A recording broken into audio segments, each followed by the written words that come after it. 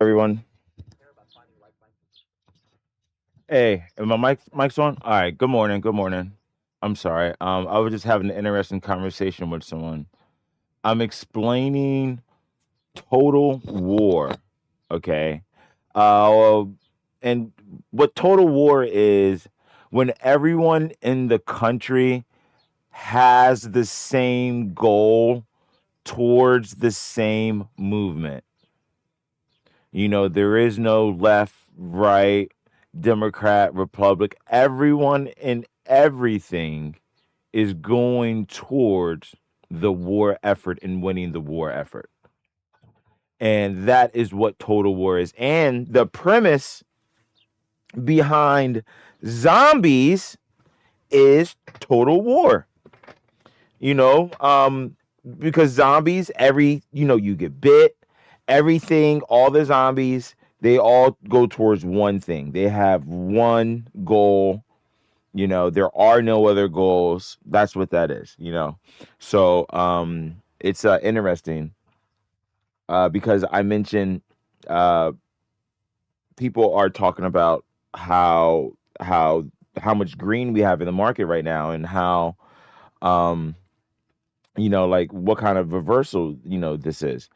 And it's saying, what kind of good news do we have? And I'm just trying to bring to light that there is no good news. This is propaganda. And through that propaganda, they're saying, oh, we can get 1,000 troops, 5,000 troops. That don't even make sense. Right now, there's over 50,000 American soldiers over there, and that's only of what they're sneak reporting, you know. People still think there's only 1,000 or 5,000 over there. No, there's way more. So it's interesting how people are arguing, facts and arguing, like what Trump is saying and everything. Like, yo, like he's lying. Like there's lies being told right now, and apparently people do believe them, and it sucks, but this is the times that we're living in. People actually believe the propaganda. So when you think about stuff like Hitler, Gestapo, all the past dictators and everything, well, the reason why people were following them is because the propaganda. So people think these fucked up ways of thinking are okay, and the policies and everything behind it, well, no. It's propaganda. You just, you're racist usually, and that's where that's your comfort zone.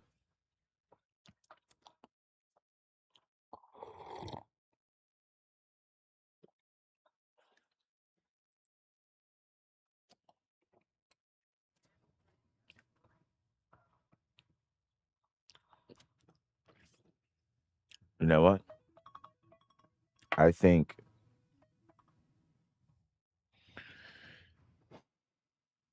I lost my thought through that. I was about to say it. It was about to jump off my tongue. SPX is red. We had some green IWMQs open, which little bit. Oh, we want to keep an eye out on two things today. We want to really watch. We want to watch some meta, some all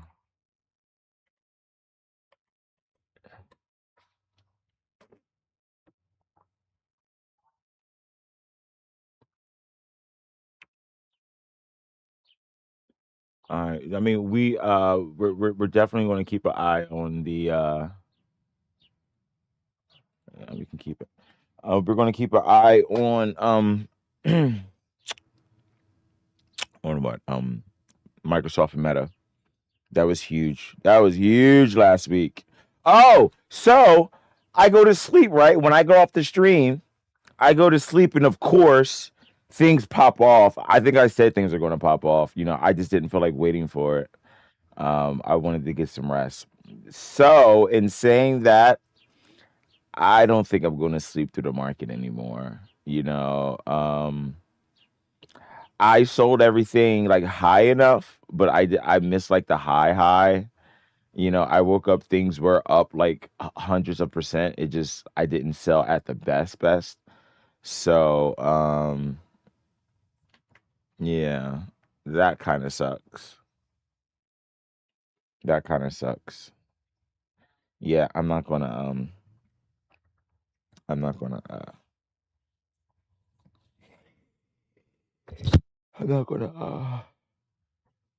take any more naps. So I definitely got my drink, I got my food. I just picked up some I went up to the diner. Went up to the diner. I got my Red Bulls. I got some extra drinks. I guess I do drink a lot of fluid.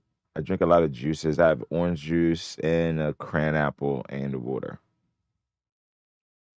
Cran grape, not cran apple, cran grape.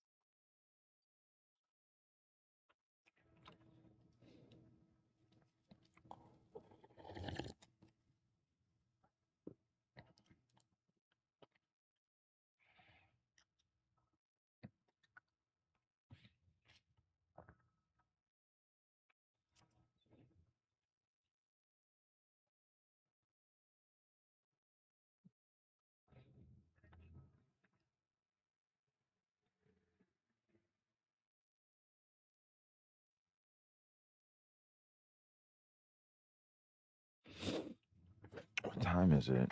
23. Um, there's a couple contracts that I want to take a look at. And I've definitely fixed the strategy.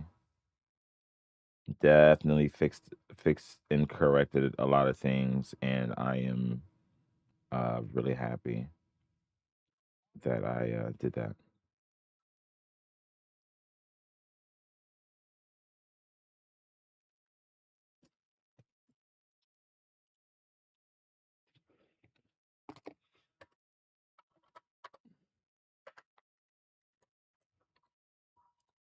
Um, mm,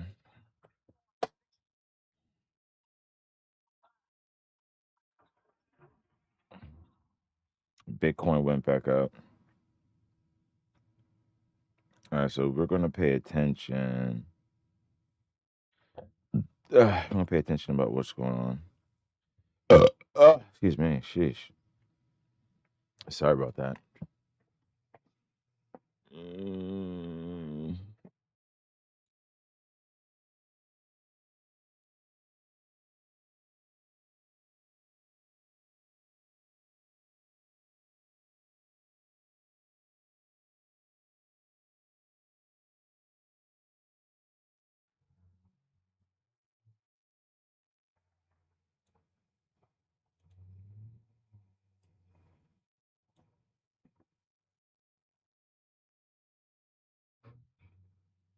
Meta up. Yeah, I'm gonna watch a couple things. Meta got slammed over the past couple days. We made some money off of Meta. We made some really good money off Meta.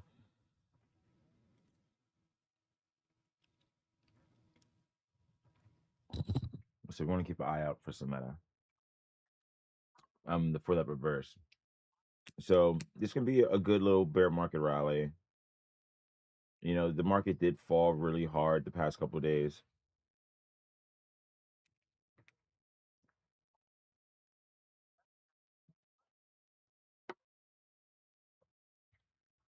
That's one part of the puzzle. Another part of the puzzle, we have Powell at 10:30. Another part of the puzzle, you know, we're at war. We're in a war.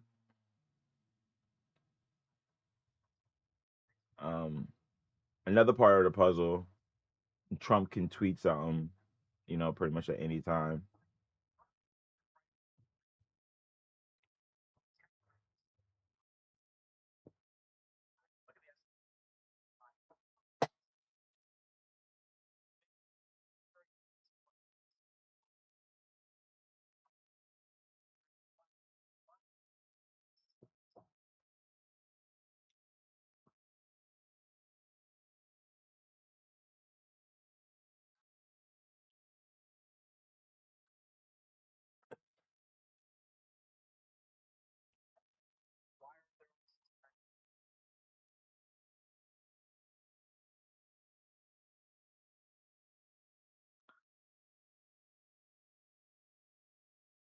Today's gonna be an interesting day.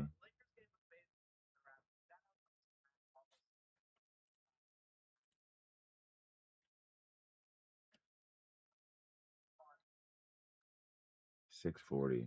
That's crazy. Crazy. Up a freaking percent already. My God.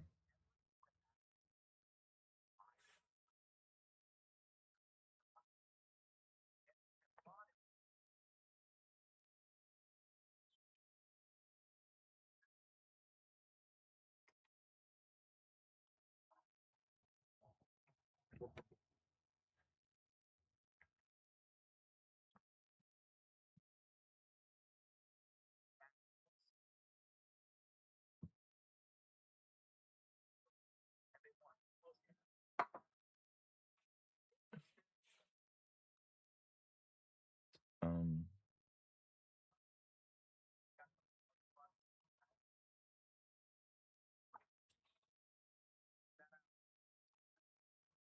hmm.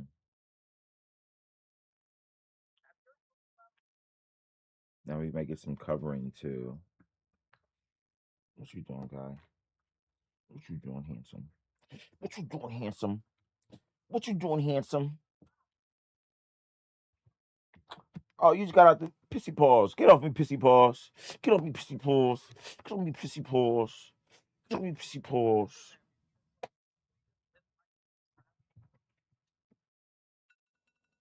All right, 9:29.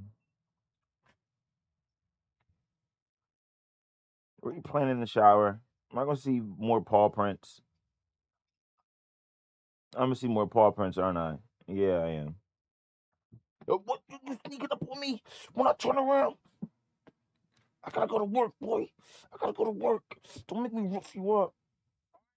Make me rough you up. What? How come whenever I turn my head, you swing on me? Huh? Now say it to my face, punk. Say it to my face, punk. Say it to my face, punk. Say it to my face, punk.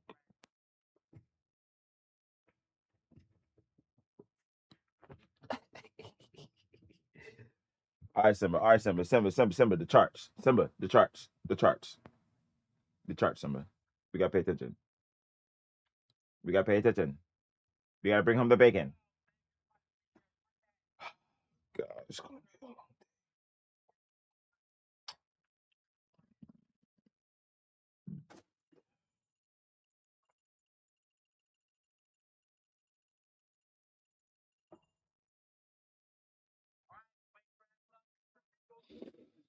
All right, S&P green. This is a big gap up. Big gap up. Big gap up.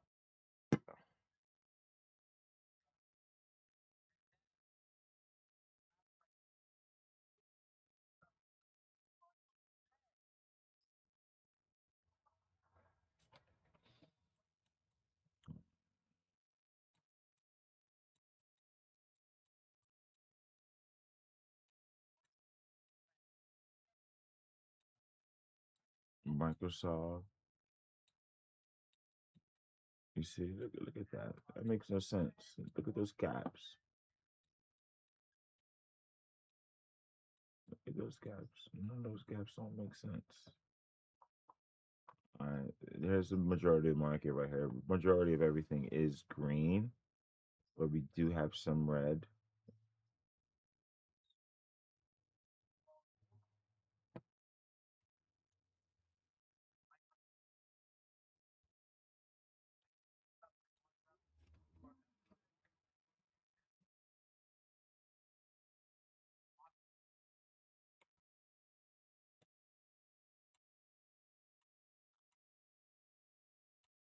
This NVIDIA. Let's go back down to 4. Let's put UVIX. Let's VIX versus UVIX. VIX. Just so we can understand where we are. This was at 30, a little bit pre-market. I'm gonna pay attention to this stuff. This was huge.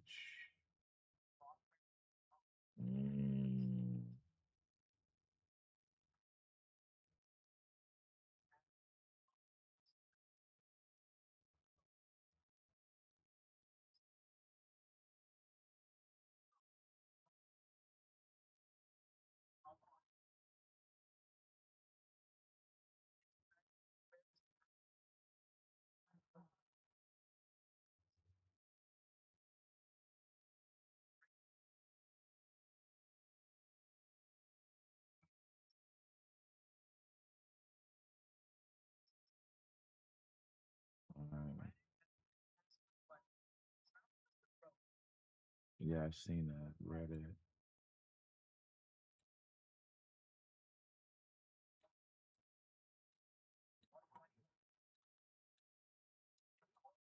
What's running? It's running. I see. Let's take a look at those. Apple.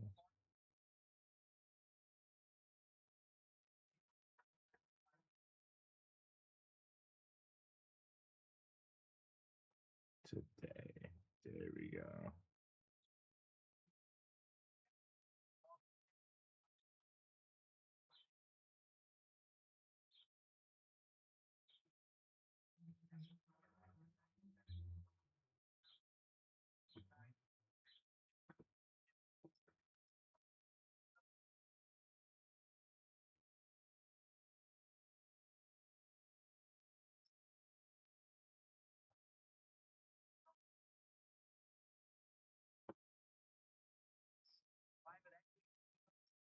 Now look at Apple.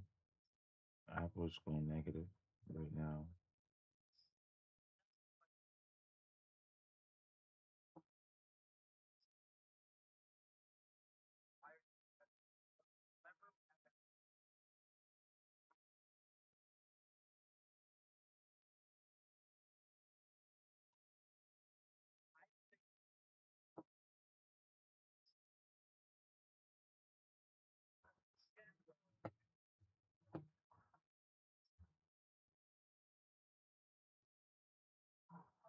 All right, so Apple is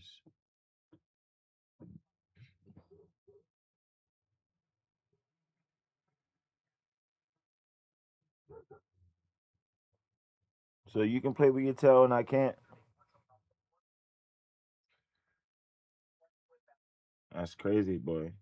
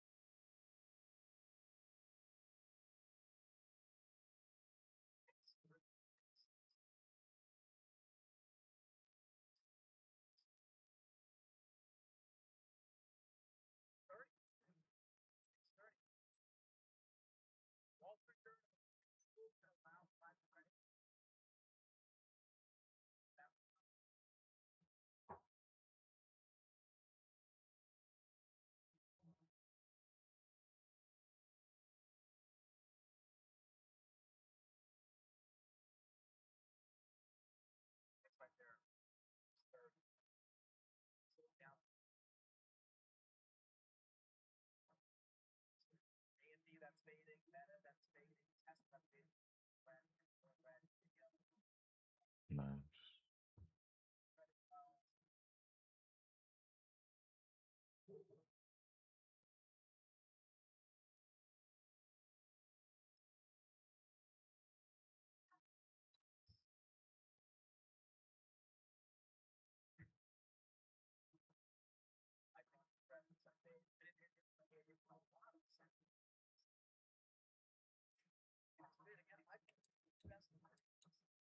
Now remember we have Trump at 10:30, so we don't want to go too. We don't want to do too much with a move that's not going to be like a big move. I mean, I wouldn't mind if I can get 200%. Throw a couple $100 into that. Make a G. I'll definitely do that.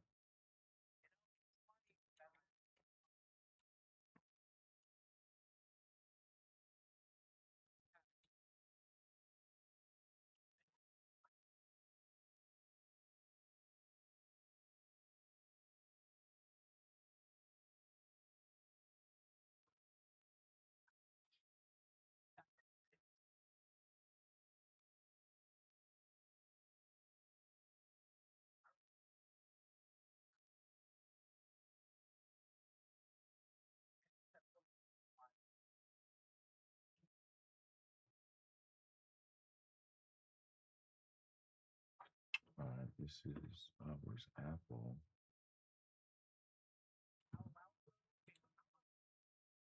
Where's Apple? Did I just see it? I didn't.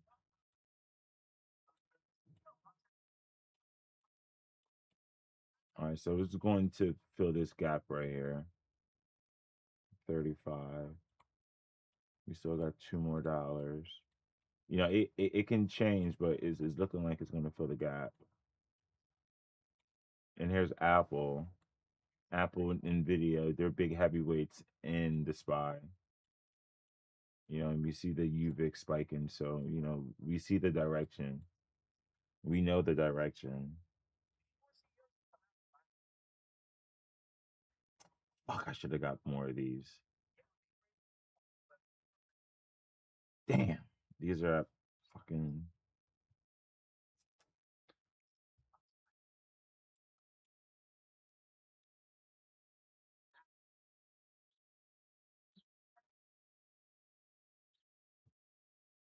Well, all right, well, you know what? I'll take it. It's not the biggest move. It's not like a heavy multiplier, but I'll take it. We got some weight on it, just a little bit.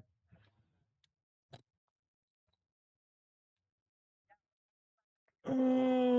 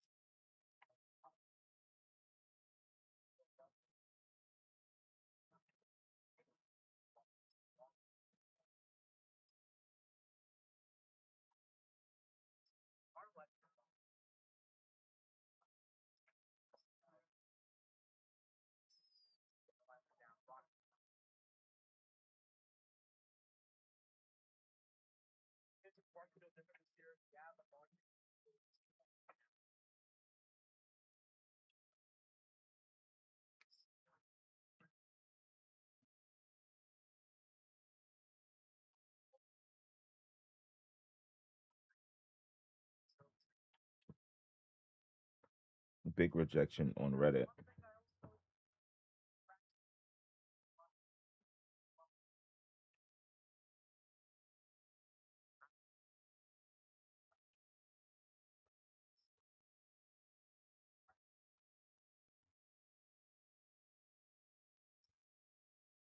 Oh, where's Microsoft?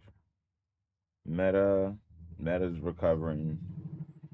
Microsoft recovering.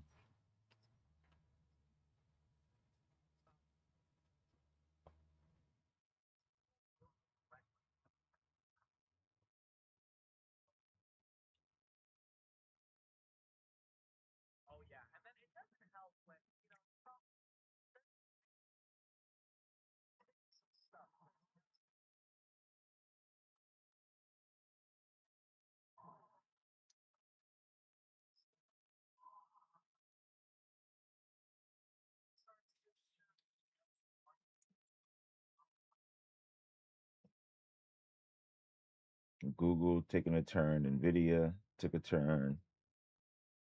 Google just went negative. It's barcoding.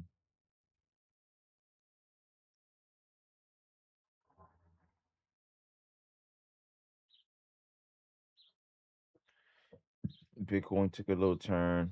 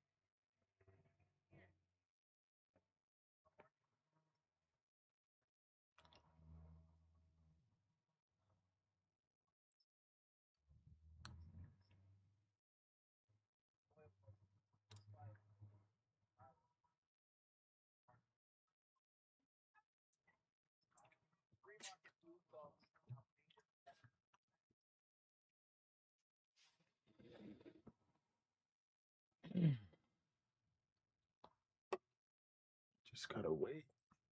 I already, put some puts and everything out there. I already have my puts and everything cast on a couple different things. It's just now we just gotta wait.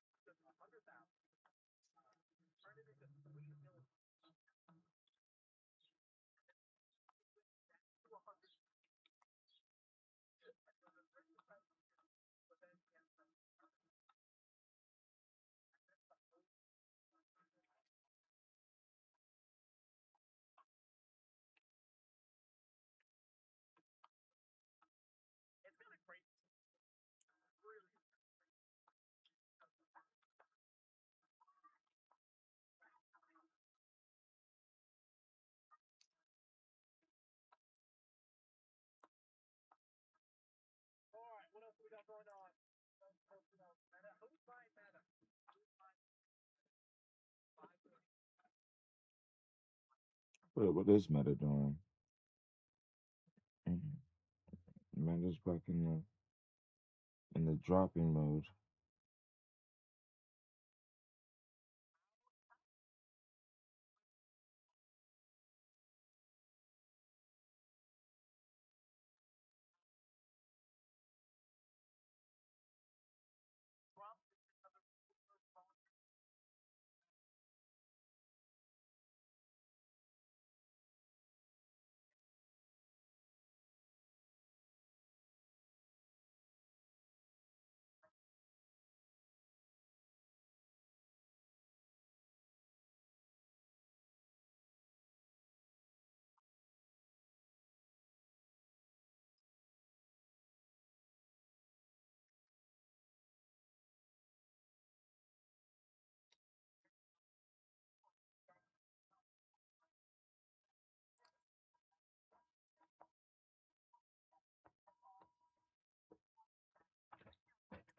They do not want to settle.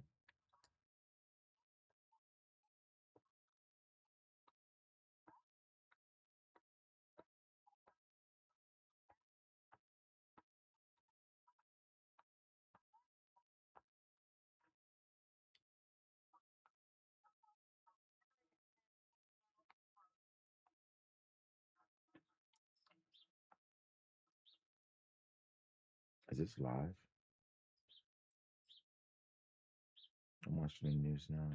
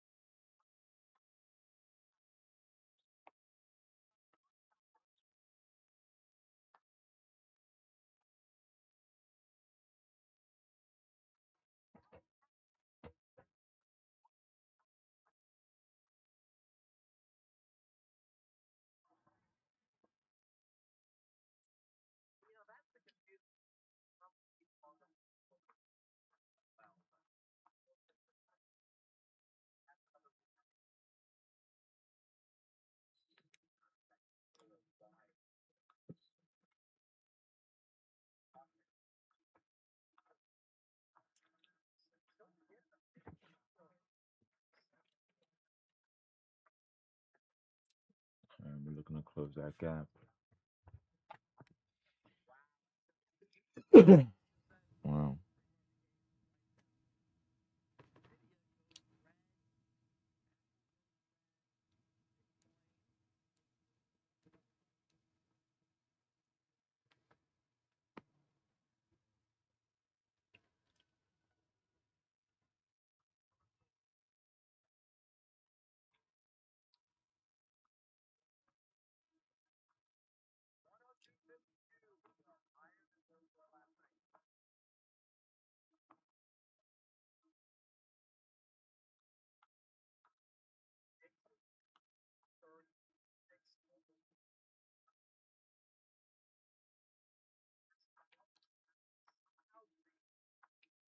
Oh wow, these went up to 43.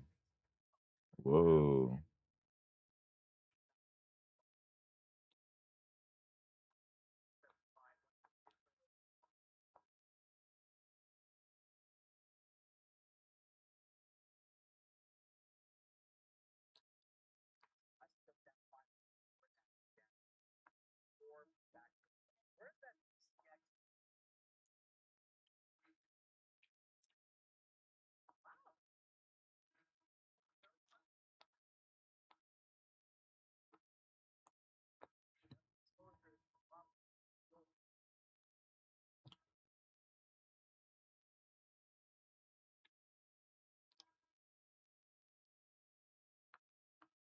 Oh wow, look at this.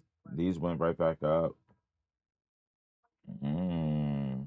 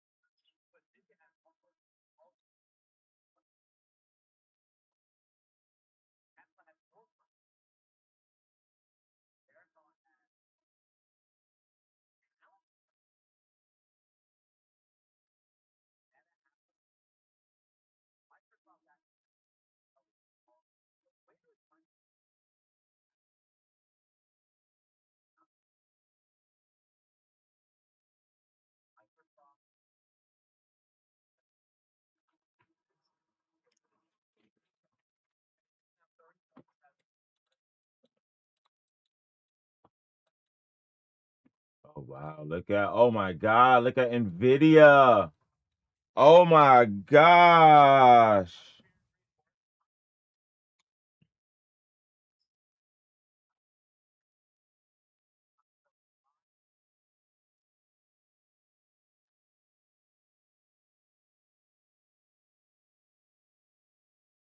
Damn, these things are up so much.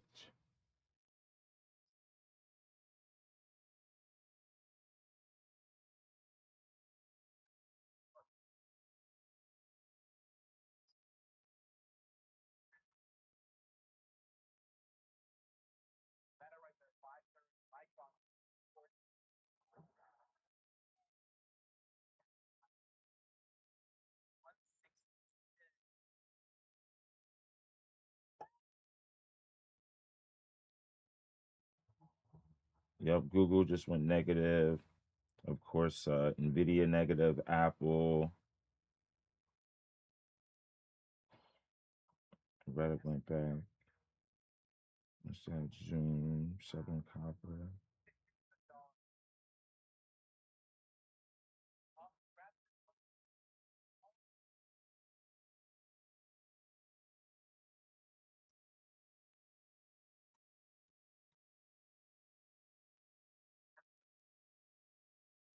Yeah, we can definitely look for a reversal.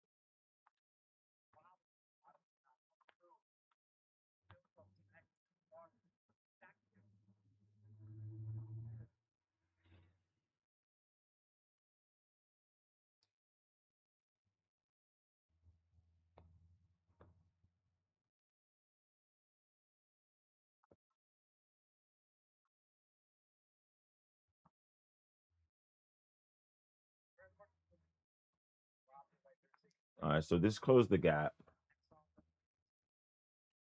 So that's actually a technical move. We can definitely reverse. Easy reverse.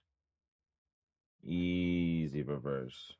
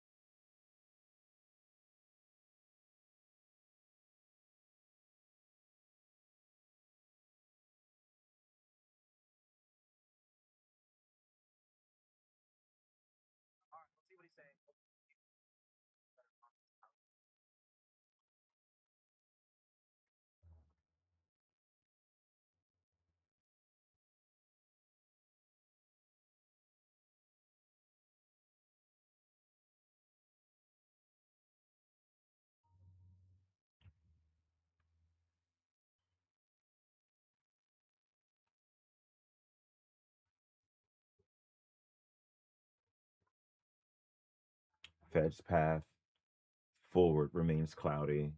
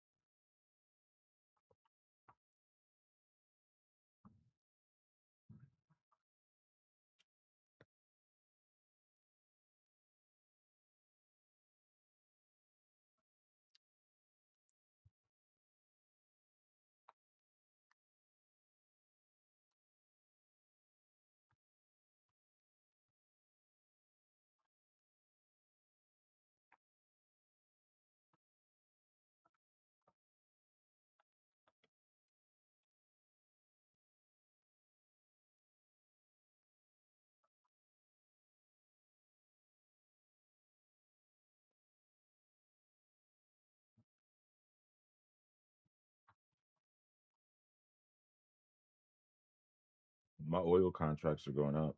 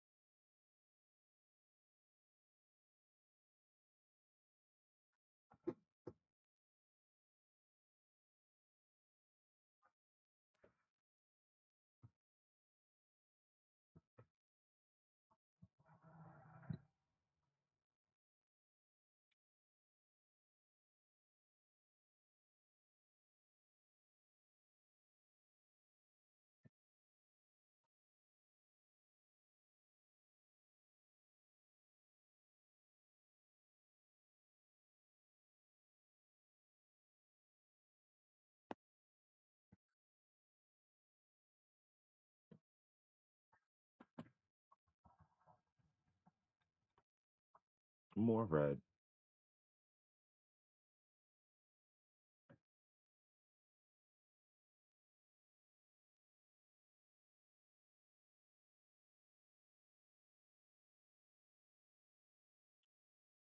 This is a lot of the max 7 right here.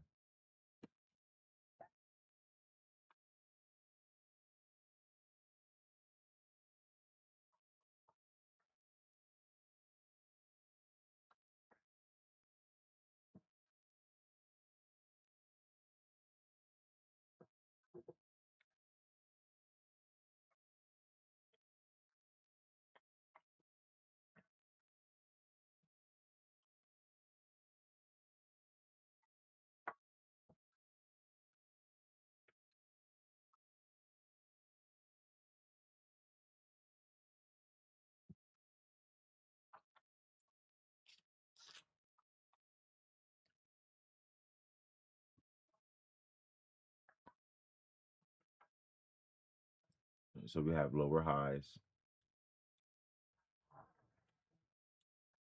This is kind of important to see what we're going to do with this structure.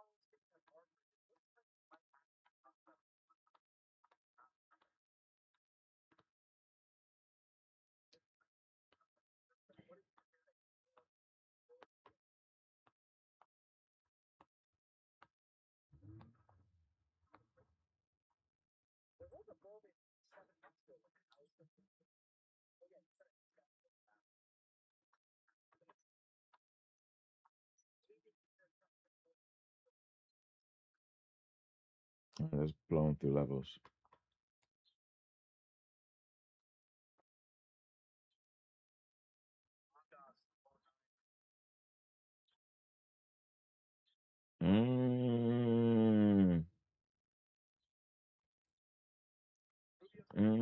Rejection.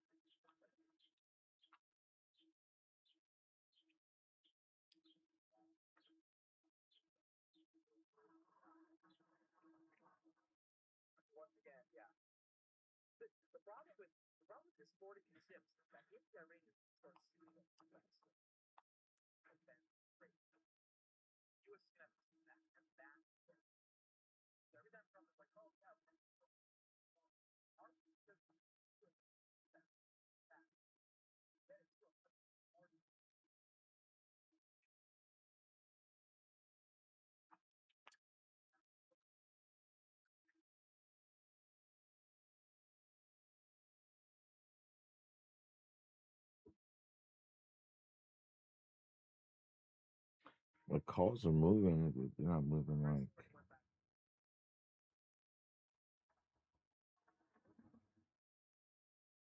All right, here's second level right here for the breakout.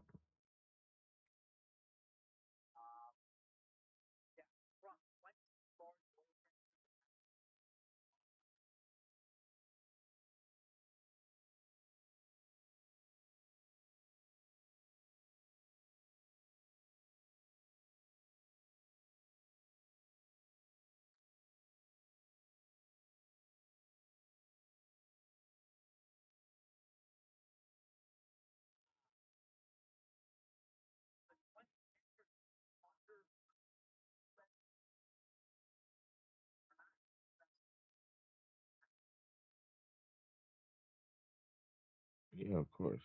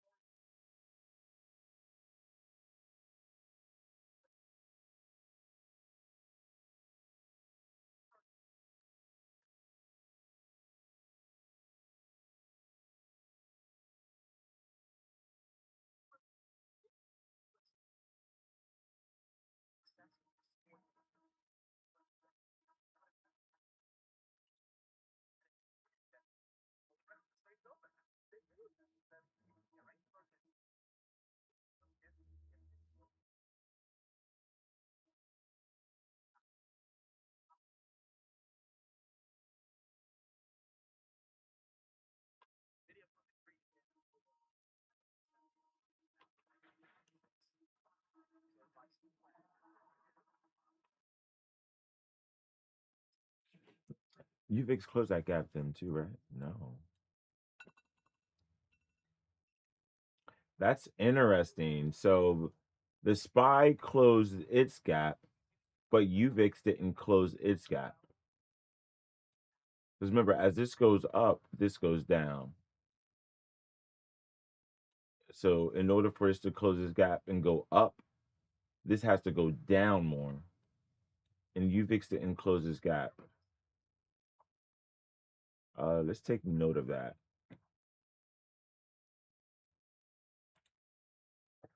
Let's take note of this.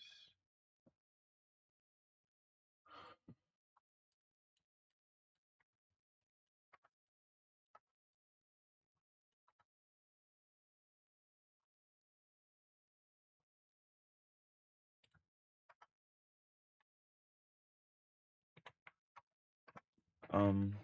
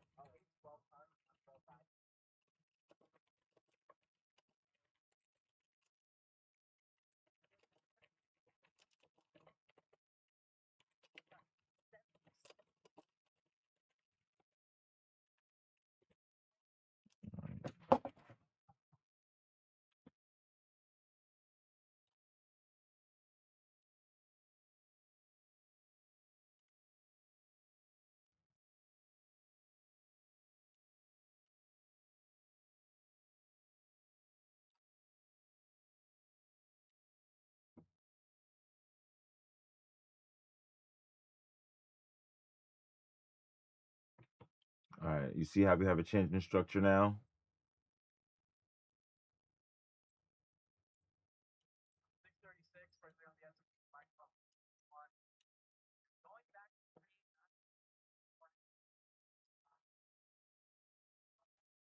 All right, pre-market highs 639. So we're a little bit off.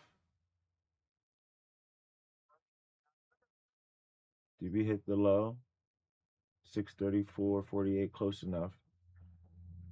So we cleared our low. We actually cleared pre-market high and low. Yeah.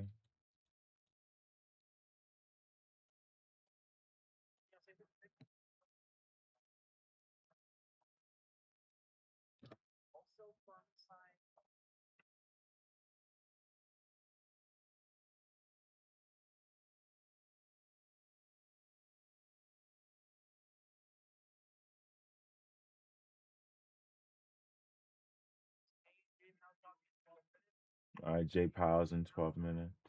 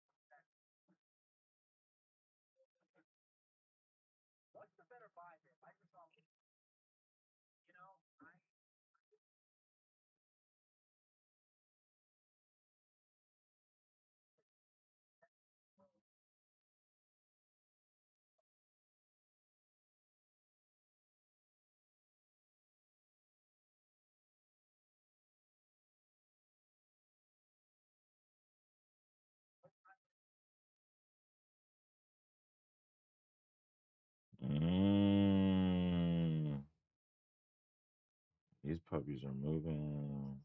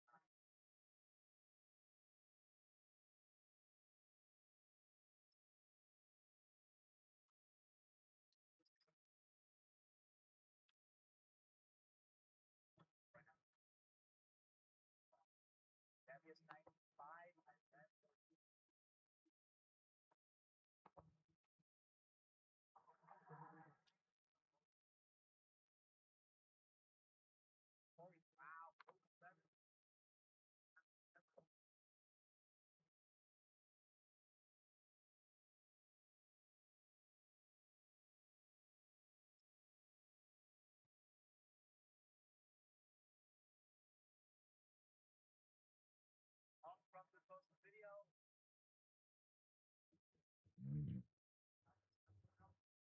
Trump just posted a video.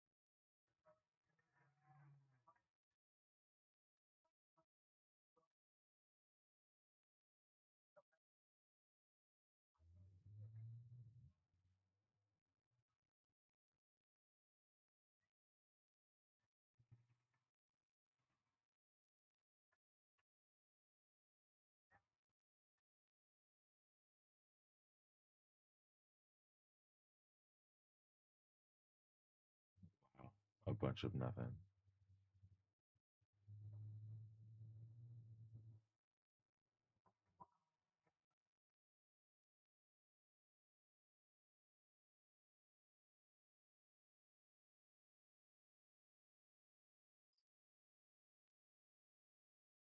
So now he's going to be. Mm, wow. Core weave is down 6%. Open door 5. Nebius 5.3. Right down 4%. Iron 4.3.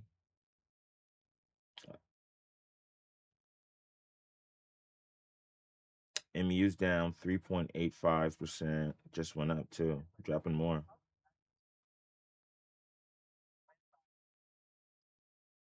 Wow, CRISPR.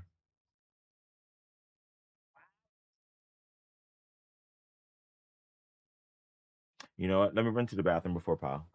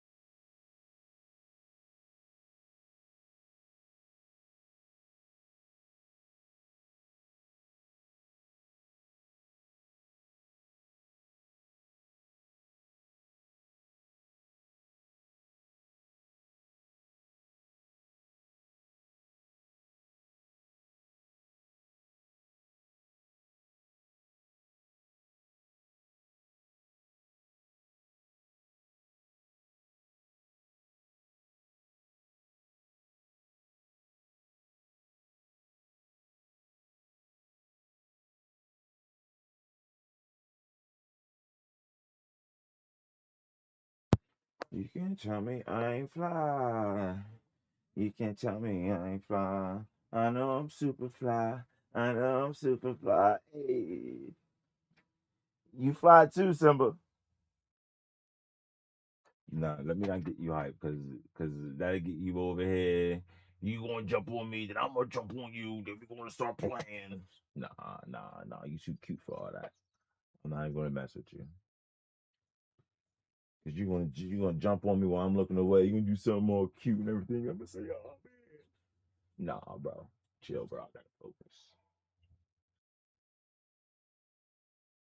Is this AOC?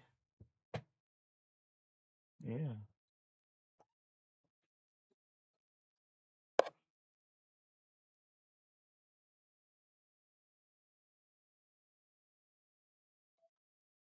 10:30.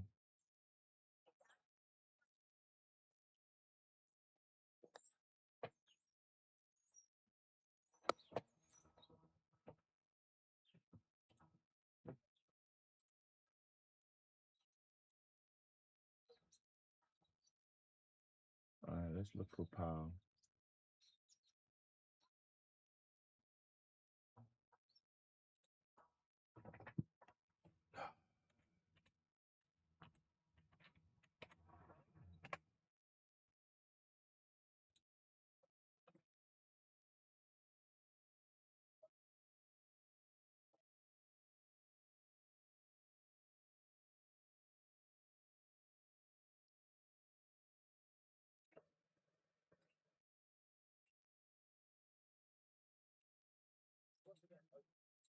All right, I got J Powell right here.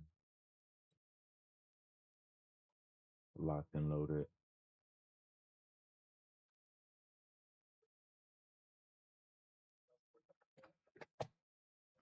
You know I'm super fly. You know I'm super fly. All right, I don't think much is gonna happen. I already got some trades out. I actually hit 100%. Actually, I found 100% trade. That was nice. That was really nice. Um, ooh, ooh, freak. We still got some powder. We ate. We ate some food. We ate like half of our food. I don't think I've drank much water. Let's get some water. Let's wash that down with some cran grape.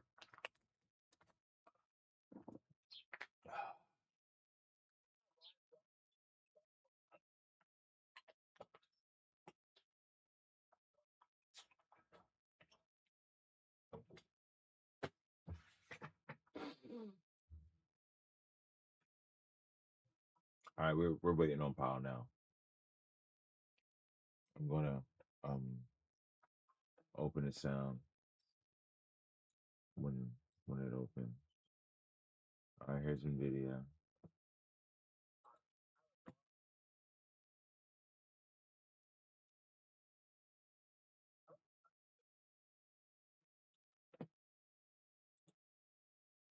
He is definitely a Trumper. That's crazy. But usually rich people are, because you know, outside of like the in your face stuff, but all that subliminal shit, like they dig it. As long as it's not in your face and then it can be, taunted. And then the new language with people that support Trump but not the war, because that's so obvious, is that they say I'm not political, I'm just talking about the situation. They say stuff like this. It's like, bro, you voted for this, man. He always told you what he was saying. It sound like Powell's coming on right now. I'm gonna turn the sound on.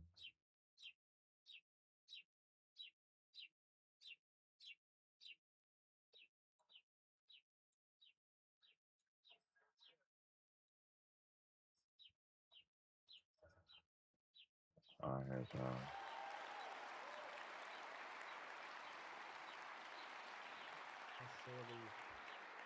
Chair Powell's path to the pinnacle of economic policy was not All right, this is paved gonna probably be with boring definite as or fuck. modeled I am economic definitely about to stock turn approach, on the game. but rather with a deep study of Let the me make sure I can see institutions my and leaders. charts. Raised in Washington, D.C., he attended Princeton There University, we go. That's where he all earned a good. Bachelor of Arts in We can Politics see in everything. 1975. All right. He then All right. attended I Georgetown am University Law Center. clocking While out. I'm earning his jumping on the law degree, PS5. he also Recharted. If you're served watching, as jump on. editor-in-chief of the Georgetown Law Journal, Yeah. one of the world's most influential and prestigious legal publications. He then started a career of extraordinary impact and breadth. He distinguished himself first in the private sector, I'll keep the mic working on over in here. investment I'll connect it banking like this. and private equity, notably as a partner at the Carlyle Group, while repeatedly answering the call for public service. He served with distinction as Assistant Secretary and then Undersecretary of the Treasury under President George H.W. Bush. In 2012, he returned to public service as a member of the Federal Reserve Board of Governors.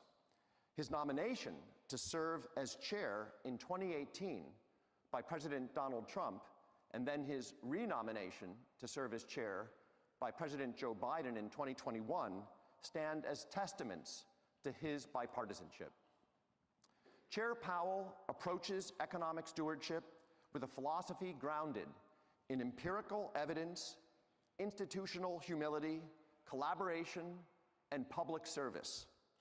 Like the greatest Fed chairs in our history, Paul Volcker, Ben Bernanke, Chair Powell advances the interests of our nation and not his own, sometimes at great personal cost. We are immensely privileged to have him share his insights today. Please join me in warmly welcoming the Chair of the Board of Governors of the Federal Reserve System, Jerome Powell. Thank you. Thank you. Thanks very much.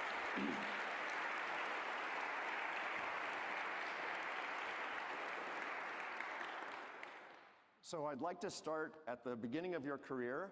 You studied politics and then law, and then eventually pivoted from that to public service.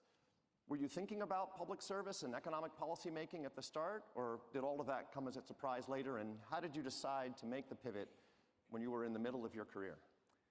Let me start by saying, David, thank you so much for having me, and thank you to all of you for being here today. It's great to be here. I've been looking forward to this. Yeah, so I took macro and micro my freshman year, and it wasn't as interesting to me at that age than some other things, so I wound up majoring in politics, actually specializing in Africa. It's fair to say that my freshman major was acoustic guitar. My parents gave me a Martin D35 for high school graduation. They must have regretted that because that's what I was really working on mostly. But I did finally figure out what I wanted to do. And when I graduated from college, I really had no plan, but I did have one thought, and that is to have a career in the private sector, but also to do public service intermittently. And I was thinking about people like George Shultz, who was famous at many economic jobs, and others who had done those sorts of things. And I grew up in Washington, D.C. My parents were not, my dad had fought in World War II, and he had been a U.S. attorney, but they weren't people who were terribly plugged in politically. I was very interested, though, in those years in public policy and in trying to create a life that was partly private sector and partly public sector, and amazingly enough, that's kind of what happened. Great. So now, jumping right to the present, we talk about the Fed as a unitary entity, but of course, the Fed is led by the Federal Open Market Committee. There are 12 voting members. You, despite being chair, only have one vote. And in normal times, there's a lot of consensus. Everyone's in agreement. Lately, there's been some disagreement. There's been votes to keep interest rates the same, but some members of the FOMC have decided instead to vote to decrease interest rates. How does the disagreement on the FOMC make your job harder as you describe the path of economic policy going forward? You know, I don't think of it as making my job harder. I think it's, and I've found throughout my career that when you have a really difficult problem, it helps to hear from all sides. And in a way, for example, when I was a private equity investor and I was looking at supporting a transaction that I wanted to do, I really wanted to hear from the smartest people. Tell me why it's a bad deal. Tell me now before we do it. And I just think you don't really know how much you believe in something until you've had somebody really try to take it apart. So I welcome that at the FOMC and at the Fed generally, and I think it helps us make better decisions. The Fed has had a tradition of governors not dissenting, but that's really not typical of other major central banks where there's more dissenting, or I mean, they're different, depends on the central bank. And to me, what matters is a dissent thoughtful? Is it helpful? Does it help?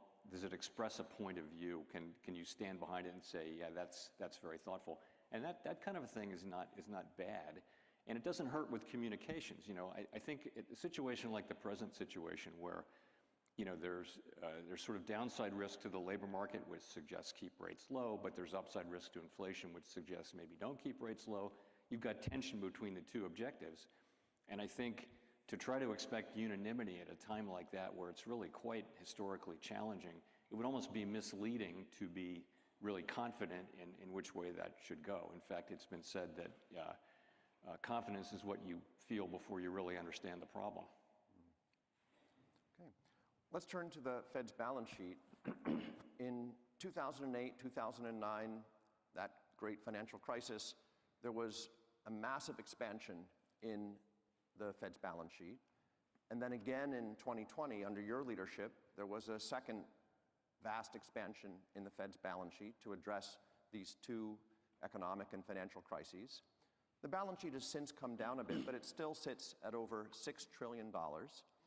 So I'd like to hear your views on how efficacious this vast bond buying program has been, both in the 2008 and then again in the 2020 episode, and also hear your reaction to the critics who say that the Fed has become too big a player in the bond market. The Fed has become too influential. There's been a muddying of, as according to the critics, of monetary policy and fiscal policy.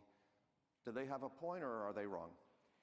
So I think the place to start with that is the problem that people were struggling with from about 2008 to 2022, let's say, in central banking everywhere in the world is, once you've cut interest rates to zero, do you have anything else you can do? Let's say you cut interest rates to zero and the economy is still clearly not flourishing and it wants more support. So do you just say, well, we're done, we're out of ideas here? And there were two ideas that were followed in the global financial crisis, one of which was to buy assets, longer-term assets, and what you're doing there is you're buying longer-term government-guaranteed securities, which would hold down longer-term rates, and that should stimulate the economy. Or also forward guidance, which would tend to hold down forward rates as well, or just rates generally. So we did those two things rather than do nothing. And I think in the first instance, they were both efforts were successful at restoring market function and at restoring financial stability. At the beginning of the global financial crisis and the pandemic, we had massive problems of market function. They were solved. I think the question, getting to your question, David, of the macroeconomic effects is a much less certain question. I don't think there is an accepted answer, but I would just say there's an oceanic quantity of research on this, and overall it tends to find that buying long-term assets does lower interest rates and does provide some support for economic activity. And I guess I'd be in the camp of thinking that there's something in that, but it's hard to quantify it. And I think, you know, different people have different views on how much those effects could be. The other side of it is, you know, QE is thought by the critics to risk all kinds of other things. So, for example, you could buy too much of the Treasury market and it would stop functioning well. We have not seen that here. At the very beginning, there was the thought that it would be inflationary. We have not seen that, or that it would threaten financial stability or even create inequality. So we haven't really seen the downside risks.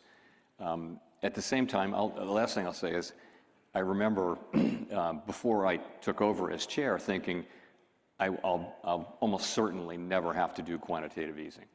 So what's that expression? Man plans and God laughs, something like that. So it just, you know, the pandemic came around and we needed to do a lot of asset purchases in a big hurry, and we did.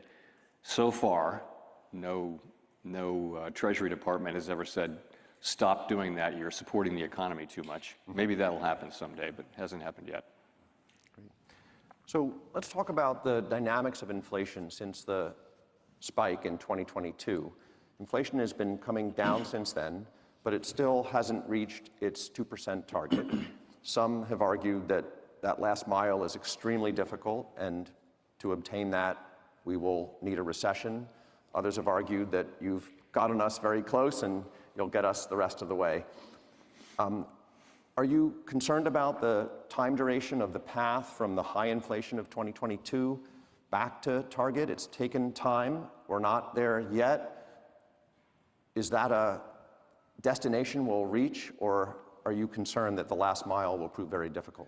So we will reach, the FOMC is and will continue to be committed to getting inflation back to 2% on a sustained basis. That's the place to start.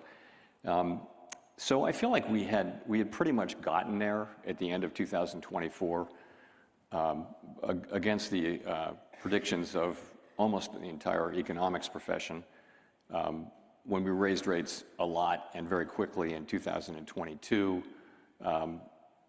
100% essentially of economists were forecasting a recession. We didn't have one.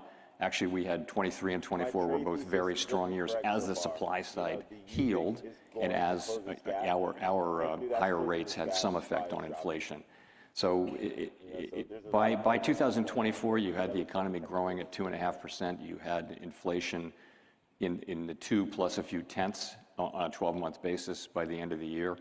And you had the employment market. You still had the labor market at essentially full employment. So I would call that a soft landing. We had it there. Then since then, we've had to face a much smaller source of inflation, which is the tariff inflation is visible, and we think it's really just a one-time price increase. That's been our thinking since the beginning.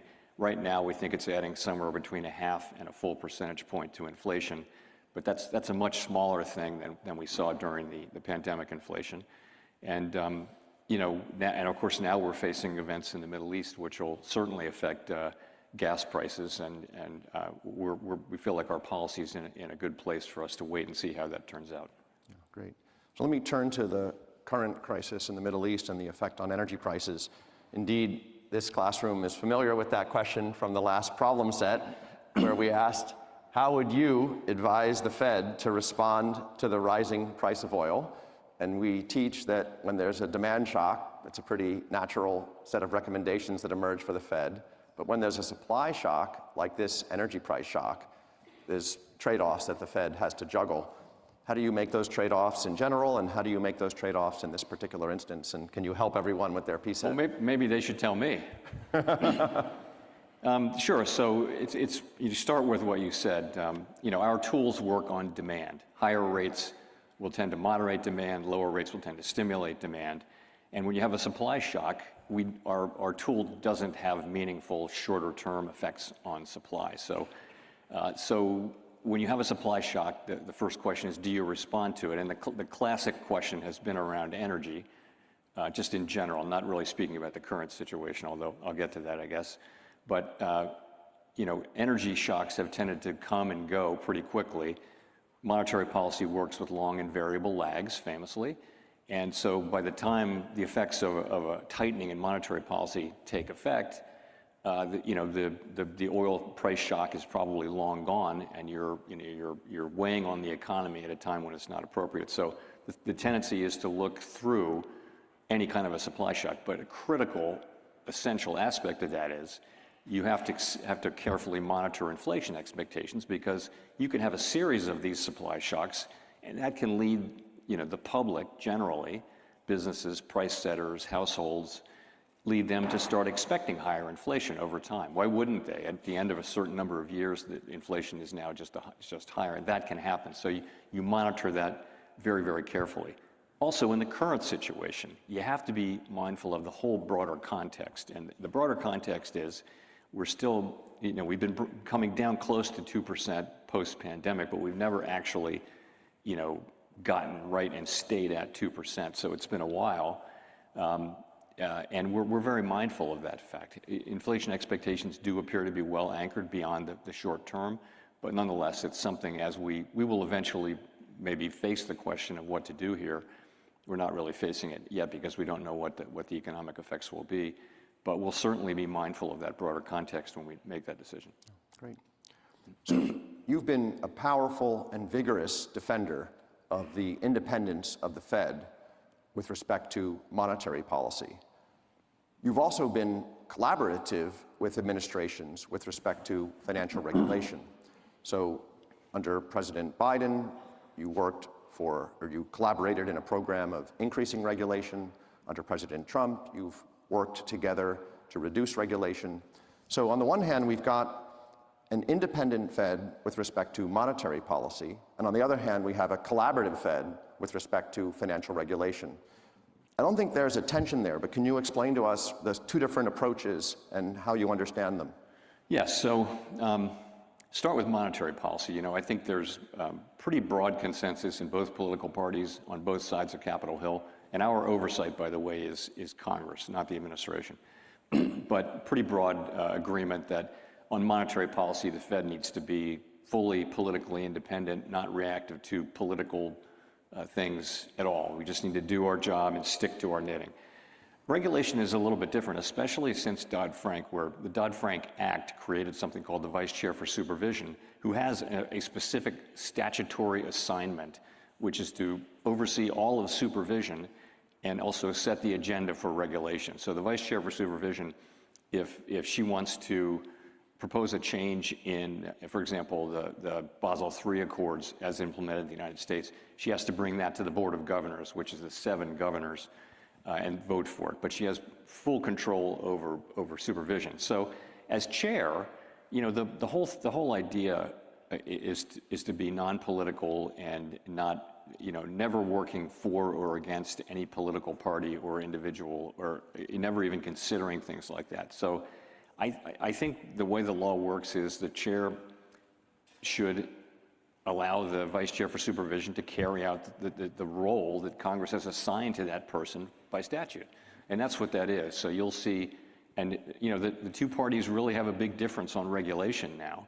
So I like to think that the chair should always be someone who is working without regard to political, and should be therefore a person who can be reappointed by either side. That's always been the case. It's been, Ben Bernanke was reappointed, I was reappointed, and I think it's a good test of the Fed's nonpartisanship that your appeal is really bipartisan. I think that's a critical thing.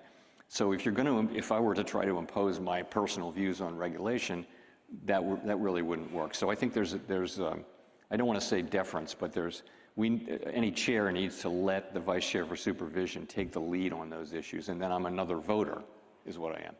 Great. So let's talk about Dodd-Frank and the reforms to the financial system. 2008 was a terrible crisis, and there were many efforts made in the years afterwards to tighten the bolts and create a safer financial system, less prone to these kinds of cataclysmic events.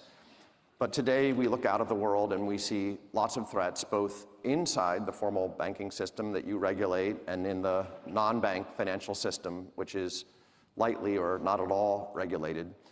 So I wanted to have your thoughts on whether we're in a position of relative safety after all the Dodd-Frank and other reforms following the 2008 financial crisis, or whether the new threats actually have brought us to another period of concern. And just to illustrate with a couple examples, inside the banking system, there's commercial real estate that has fallen in value. That affects both the banking system and non-banking financial institutions.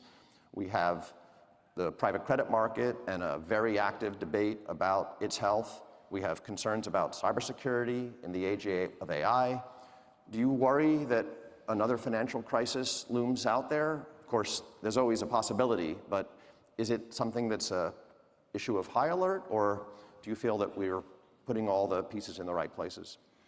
You know, after the global financial crisis, we actually started a new division called the Division of Financial Stability, and their job is to be, you know, sort of the watchers of all financial stability issues all the time. So we're not, the old system was a crisis arrives, we get the team together and we battle the crisis. This is much more of an ongoing monitoring thing with a framework that can be checked. So I would say after the global financial crisis, which happened when you all were extremely young, between Dodd-Frank and the Basel agreements, we pretty dramatically raised the amount of capital and liquidity that the largest firms and other banks have.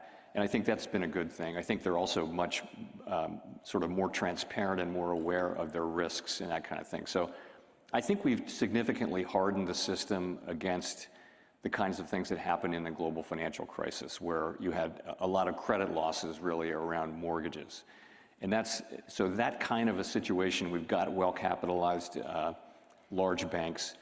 But that's just one part of the financial system. The capital markets, the US has by far the largest capital markets sector relative to the banking sector. The other countries still have a much bigger banking sector relative to their capital markets. And, you know, that's going to be less well regulated, and that's a good thing. You want it to be the place where, where biotech companies can do IPOs, and they may or may not succeed, but they can get capital out of that market. And you know you're taking a lot of risk, but great things happen because people put money into biotech. So we've done some hardening of that, but we shouldn't be trying to regulate risk out of existence. So I think, and we did fix some of the things that broke in the global financial crisis and the pandemic, we did address. The real thing, though, is the economy, the financial sector is just always evolving rapidly. And I think the vigilance is what you need. You just need to always know that there's another thing coming. And I think in particular, we've had all kinds of financial crises, but we've never really had a successful cyber attack on a large financial utility, let's say, or financial institution. And that would be quite a different thing. You know, if people are going to lose money in a certain part of the economy, we have a hugely resilient financial system now. It's more, let me say this, it's more about resilience than it is about avoiding crises. One of our former people used to say that we're in the levee building business, not the hurricane prevention business, right?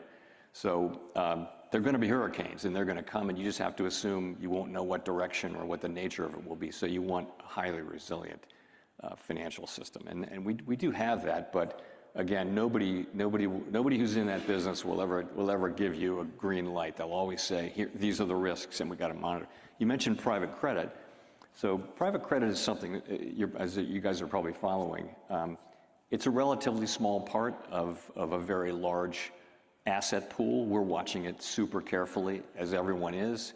We're talking to the people in the industry and investors and everything. I think we understand it. We're monitoring it for looking for things that might lead to greater contagion or greater losses or connections to the banking system.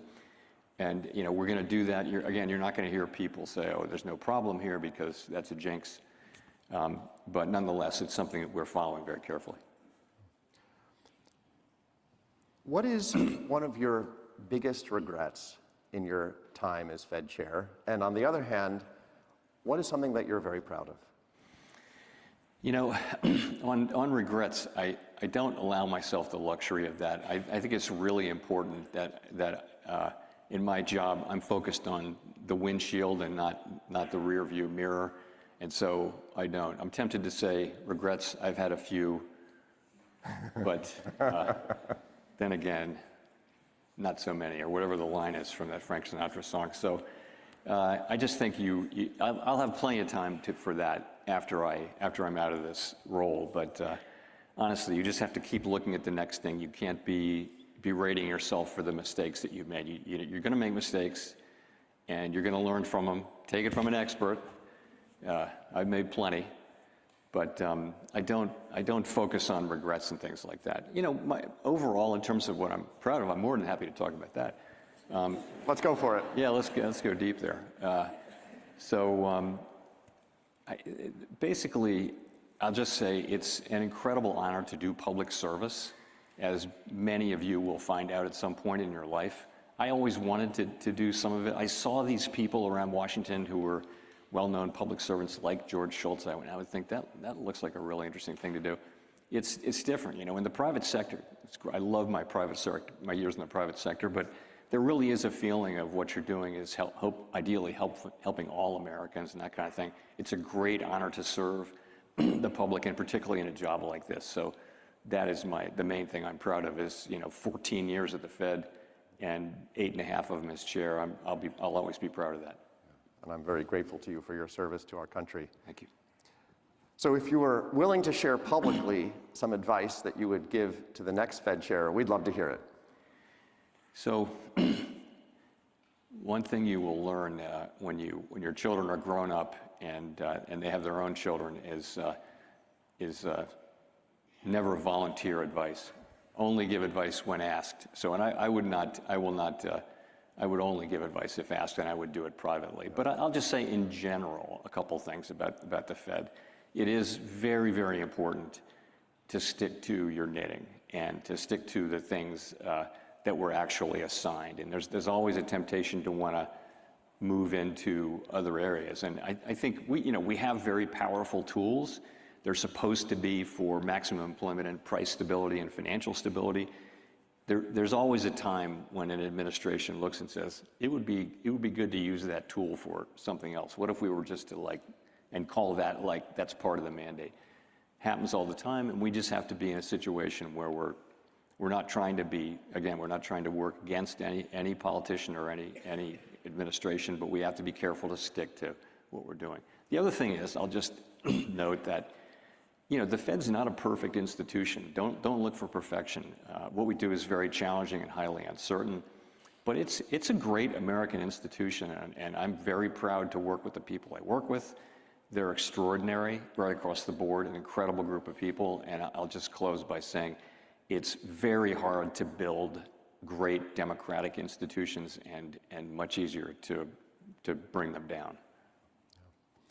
So, though you were uncomfortable giving unsolicited advice to your successor, I know that the students in this room would love to hear your advice. They've asked me for my advice and asked me what you would advise them.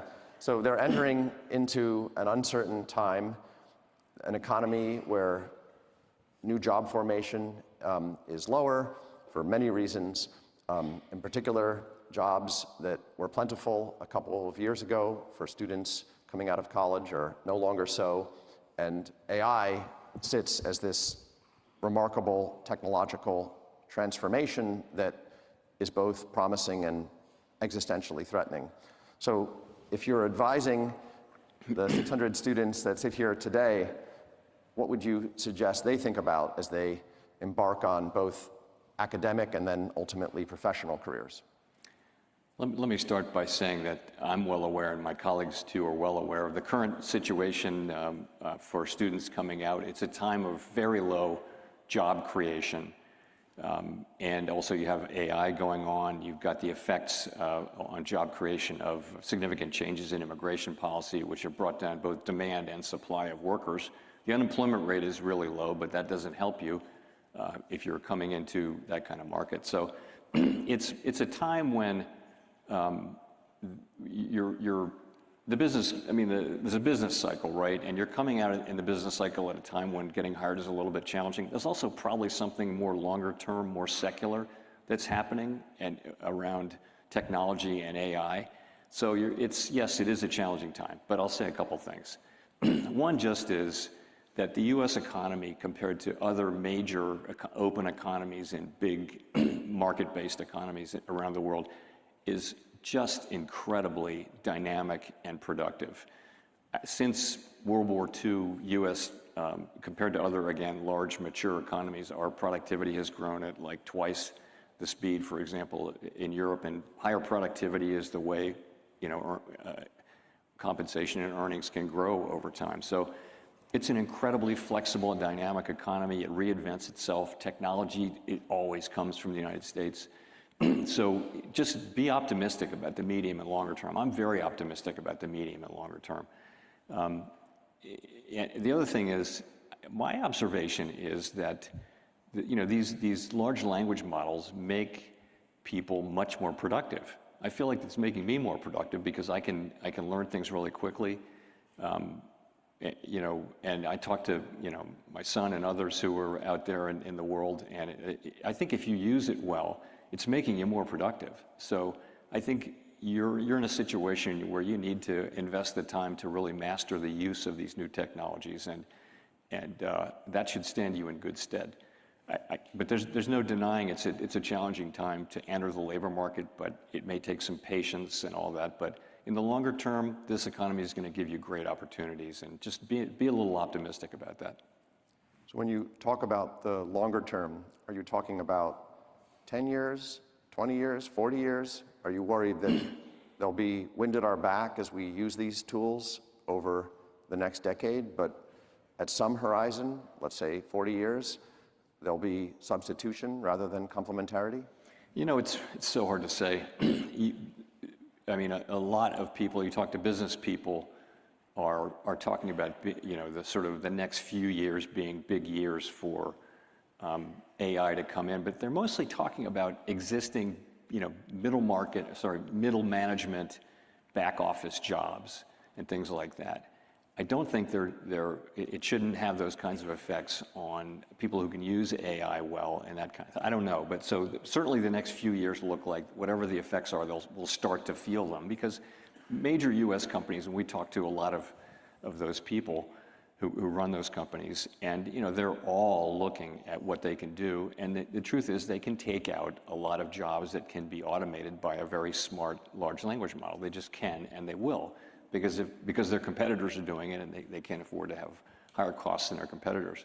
What's that going to mean for you? It may not mean that much. It depends on what you're going to wind up doing. You may stay in school a little bit, and you may do something that is, it's going to create new jobs too over time. And again, it makes people more productive. I did talk to a CEO in tech world who said the marginal benefit of a new employee in this world is actually very high. Now, that's not what you hear all the time. So. I don't know. I mean, if you look back through history, to generalize, this has been going on for a couple hundred years. Since the loom was invented, right, and to put all the people who were doing weaving out of business. But so, in all cases, it has wound up raising productivity and raising living standards as long as the society keeps producing people who have the skills and aptitudes to benefit from that technology. So. That will be the case here, but you're right, there can be a period during which it's challenging, and this may be one of those, but nonetheless, I would just say it's out there, and it's out there to be done, and I would be medium and longer term very optimistic about this economy compared to any other economy. Terrific. Thank you so much. We're now going to open it up to your questions.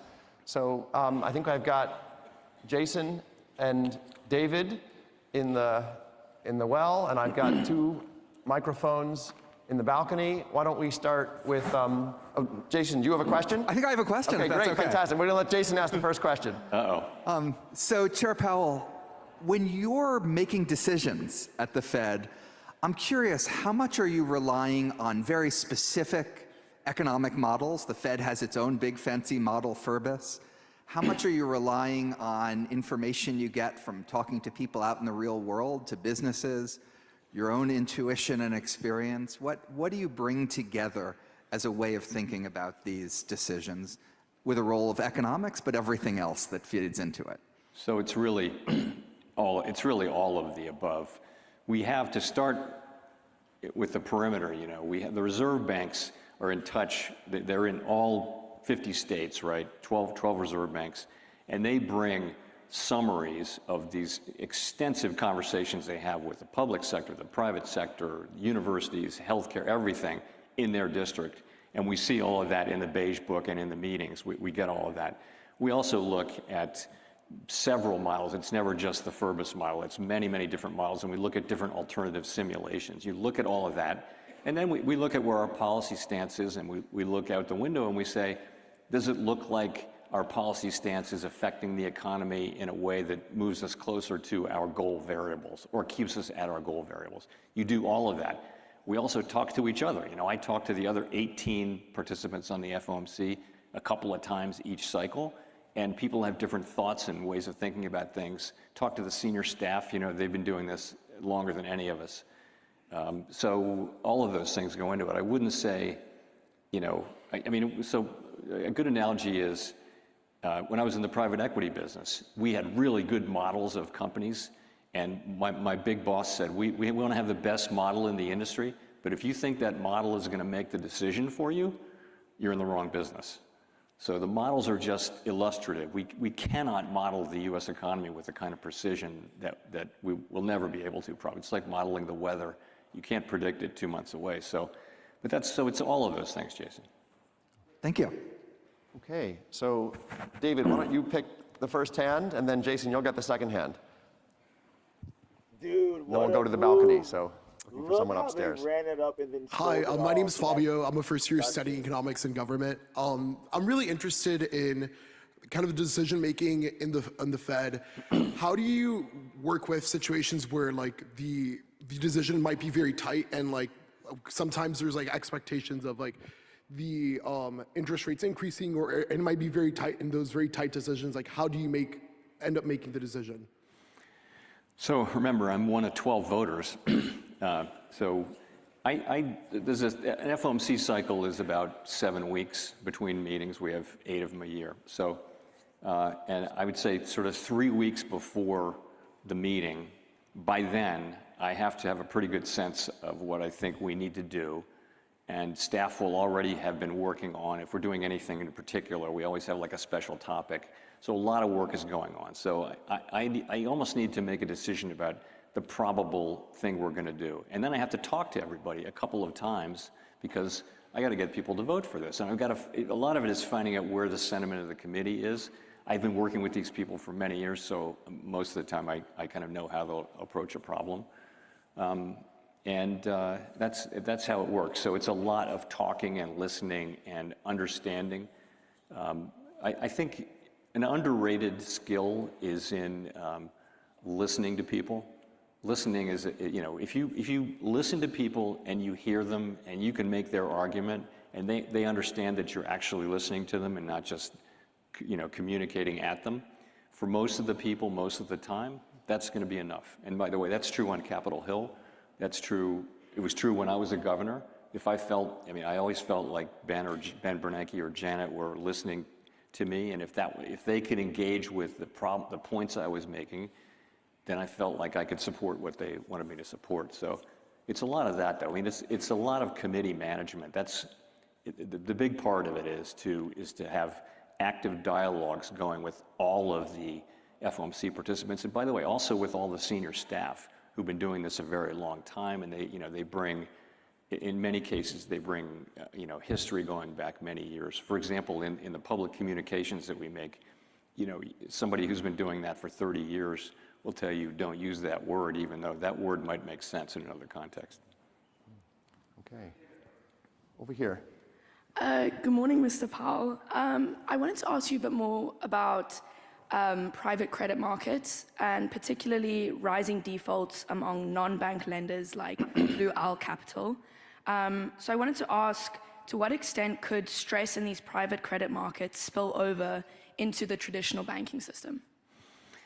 So that's the question we ask ourselves quite a bit, and you know, as I mentioned, we're watching very carefully. Of course, what you can read in public. We're also getting the backstory from the people who run these organizations, and from all the banks. The supervisors are well aware of what the bank's exposure is and what is not. And you know, I'm reluctant to say anything that suggests that we're dismissive of the risk, but we're looking for connections to the banking system and things that might, you know, result in contagion. We don't see those right now. What we see is, you know, a correction going on, and certainly there'll be people losing money and things like that. But it doesn't seem to have the makings of a broader systemic event. But again, we never give a clean bill of health. We just keep watching for that. We don't see those characteristics though right now. Let's go to the balcony, and remember to share your name when you begin your question. Great. What's over here? Hi, my name is Cody. Thank you so much for being here, Mr. Powell. My question is about whether international relations has impact on your decision making. I know you mentioned that the Fed's job is to do exactly what's best objectively for the American economy, but I'm wondering, if you're competing with, let's say China or other powerful countries, whether or not you would kind of, cut interest rates or do something like that to stimulate the economy to kind of get ahead of other countries. No, it doesn't. We're always asking the question, as you suggest, what we serve the American public always in all of our decisions, and what is best for them. How do we achieve maximum employment and price stability on a sustainable basis? That's what we're always asking. We do, meet with, in Basel, the central banks all meet without the finance ministries, and we can talk privately about what's going on in global financial markets. It is a global economy. We all know each other, and frankly, many of us have regular communications going on just privately, or by telephone, or email, and text, and things like that. But we're never looking to get on the turf of the national security people or the State Department or things like that. We're not looking at things that way. We're looking at our goals. That would be, I think, a classic case of mission creep if we were to say, hey, let's deviate from just chasing these two goals and let's do something for a third purpose. That would almost by definition make us less effective at the things we're supposed to be doing, so we try to stick to that. Okay, great. David, you're next. Good morning. My name is Jenny, and thank you so much for coming. We're all very honored that you took the time to come. So last lecture, we learned about soft landings and about how it's definitely much more ideal than hard landings, but in the US history, we've had far more hard landings than soft landings. And we were just talking about how it's really important that you are monitoring expected inflation. And I think a lot of that just comes down to the trust between the public and the central bank. And the central bank is known to be much more technocratic, but I think especially with the rise of populism and previous events, there seems to be a lot of impact of political tensions between, or cooperation between the Fed chair position and the administration. And I wanted to ask you, how do you still keep the public's trust this way? By sticking to our jobs and doing them well, ultimately. If we deliver the maximum employment and price stability, or at least are seen to be doing everything we possibly can as we meet various shocks and multiple supply shocks in recent years, the public keeps its faith in us. And if you look, we look at things like longer-term inflation expectations, and you'll see that they've remained pretty well anchored right through all of this. So if you really think inflation is going to be higher, you can make some money betting against that. But people don't do that.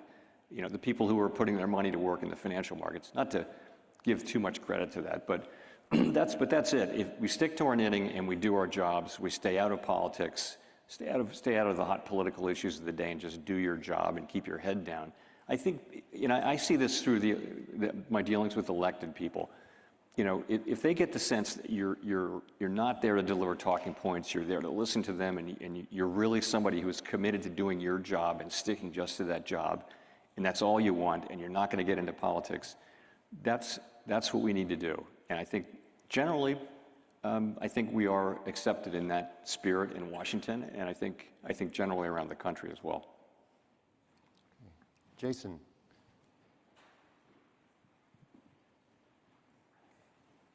Remember to tell us your name. Thank you, Chair Powell, for being here. My name is Jake. As you know, your term ends in May, and a potential successor, Kevin Warsh, has indicated a desire to cut rates if he fills the role of chair. What is your take on the effect that a cut would have on the flexibility of the Fed to remain well positioned to maintain both sides of its dual mandate, particularly given the fact that inflation has remained elevated above the Fed's 2% target for several years now, and progress is further halted by the oil shock and tariffs especially?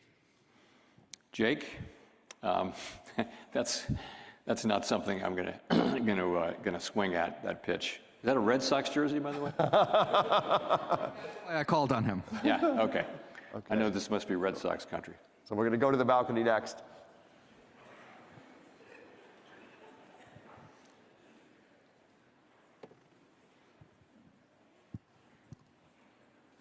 Hi, my name is Eamon Candido. So earlier you said that you don't know how much you believe in something until someone tries to take it apart. So my question was, what's the thing you currently believe about the economy that you're least confident in? Interesting question. I'm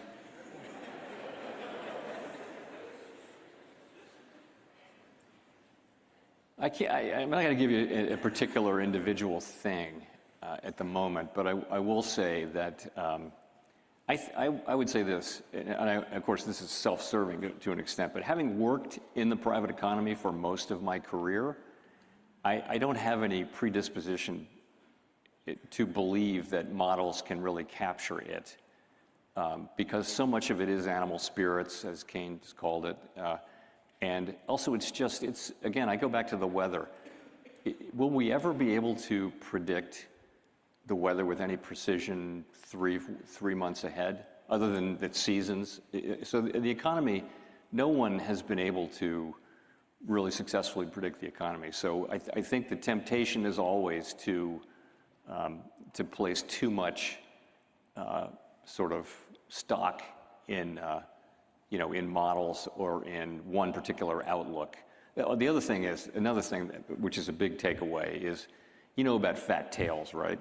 So famously there's a normal distribution and the tails are what they are. It's not a normal distribution. The tails are fat, and however fat you think they are, they're fatter than that. The possibility for the economies at any given time is so much broader. For example, the pandemic inflation. We'd spent 15 years with the inflation below target, and that was at a time of QE and lots of fiscal stimulus and that kind of thing. We had inflation below target, and people, pretty much the profession had, the big problem the whole profession was trying to solve was, how do we get inflation up to 2%? That was really the problem. And then along comes the pandemic inflation, and bang, suddenly you have a 40-year high inflation. So it's hard to keep your mind open to just how broad the possibilities are. Take down here, yes. Hi, my name is Robert. Thank you so much for being here. I'm a first year studying econ, math, and philosophy.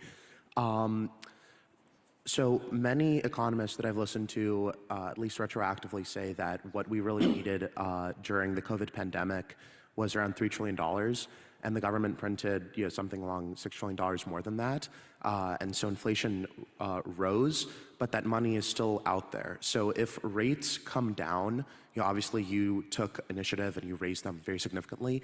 If rates get lowered again to, let's say, 2% or so, do you think that the price spikes have already played out, or do you think that all that extra money being out there will, on top of instability geopolitically, do you think that's going to push us back into an inflationary spiral? And then also I was wondering, for your next press conference, are you going to start it with good afternoon or hello everyone? Let's talk about that later. Sorry, the first question was the expansion of the money supply. Yeah, no, so I think monetary quantities are a very challenging way to try to think about inflation and the economy. There was a time when the profession thought that monetary quantities and inflation were tightly linked, and of course, in an abstract way or in a simple model, it makes sense. If you don't increase the amount of goods and you double the amount of money, then the price has to go up. But there has been relatively little correlation, and my story of the pandemic inflation would not be about monetary quantities mainly. I'm not saying it might not have played a role. It was more, you did have a lot of stimulus, particularly in the United States. At the same time, we were looking at the possibility of another Great Depression. We didn't know whether there would ever be a vaccine. We didn't know what this was going to be. How many millions of people was the disease going to kill? So literally, for the first time probably ever, we're looking at little alternative simulations that are a Great Depression lasting many years. So we did a lot of stimulus. And then when the global economy reopened after shutting down, you had this burst of demand, red hot demand, and constrained supply still. So automobiles is a great example. Everybody wanted a car because they didn't want to take public transportation, and they'd all moved to the suburbs and out of the city. So I need a car, and yet you couldn't make cars because you couldn't get the semiconductors. So you're looking at a vertical supply curve, so a little bit of demand drove prices up a lot. Then, of course, we took the view, my colleagues and I did, that a vertical supply curve works both ways. If a little bit of demand could bring that price right down, and also it won't be vertical forever. It'll start. You'll get supply side healing. You got those two things. It was always both supply and demand for me, and you got inflation coming down very sharply in 23 and 24. We got close to the end of your question. We got pretty close to 2% by the end of 24. Now we were just dealing with the effect of tariffs, which have largely fallen here in the U.S. and not abroad. They've been less than expected because the other side, others didn't retaliate, and also because what was implemented was less than what had been announced. Nonetheless, that was the piece. We were at about 3% inflation, and somewhere between 0.5 and 0.8 of that is from tariffs. So we've been pretty close to 2% all this time. Now we have another supply shock coming. You know, it's one of those times where you get a series of supply shocks. First the pandemic, then the much smaller one from tariffs, and then we're getting now an energy shock. No one knows how big it will be. It's way too early to know. As I mentioned, we do think our policy's in a good place for us to wait and see. Okay. So one last question.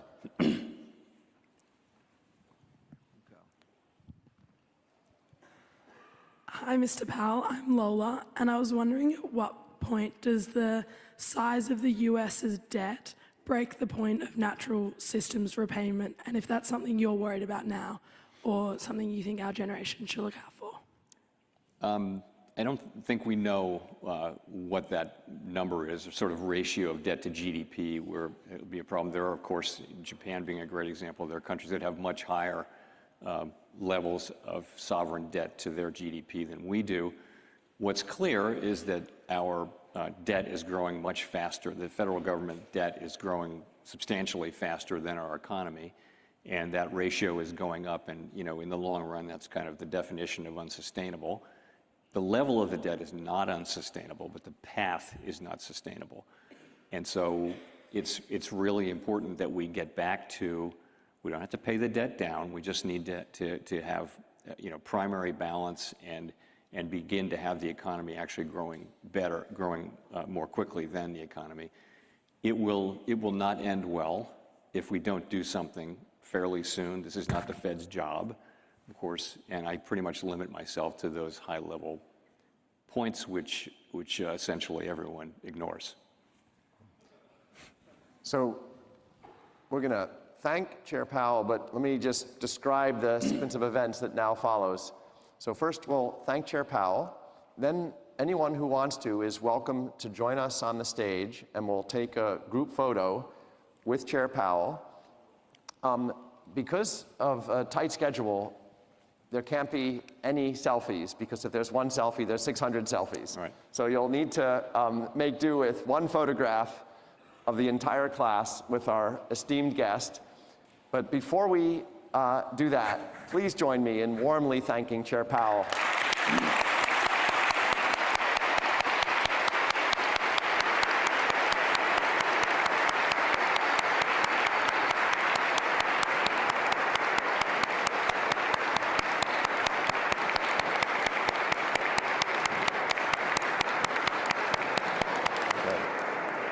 Now, come up on stage.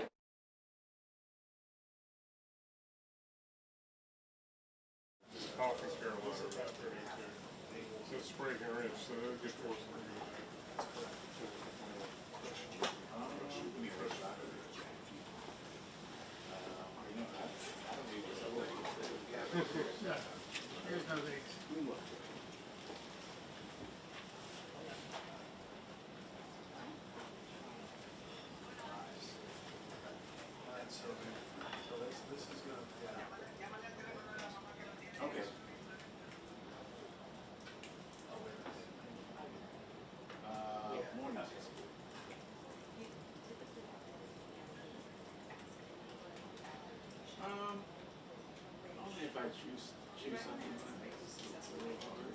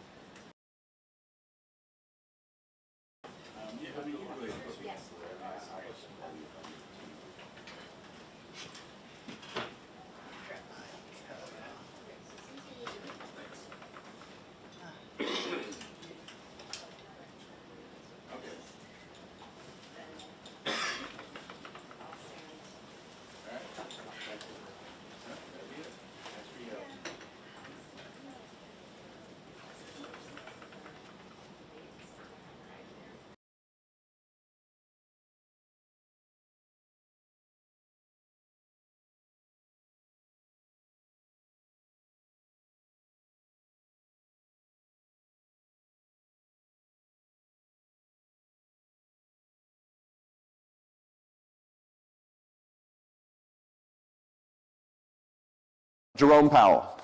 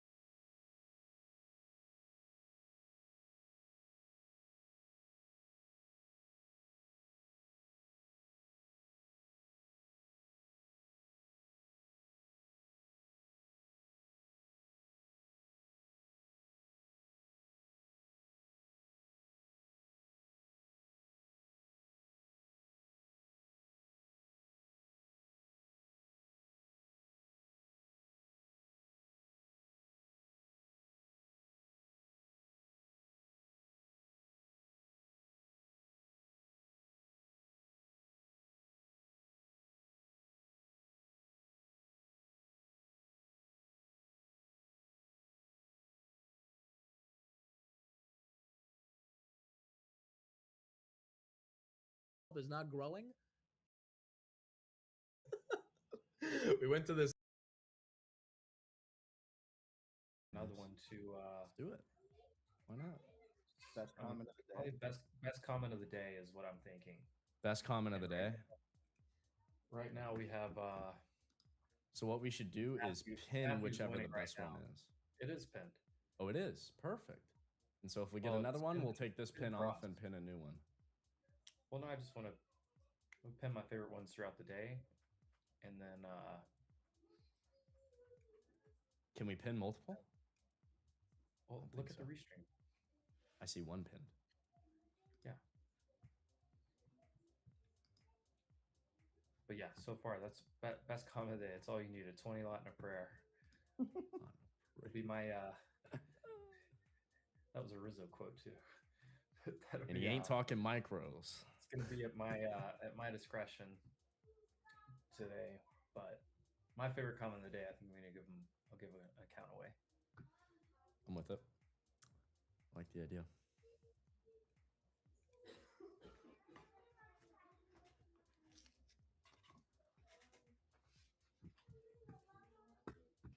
Oh, I'm sorry. Stream details for.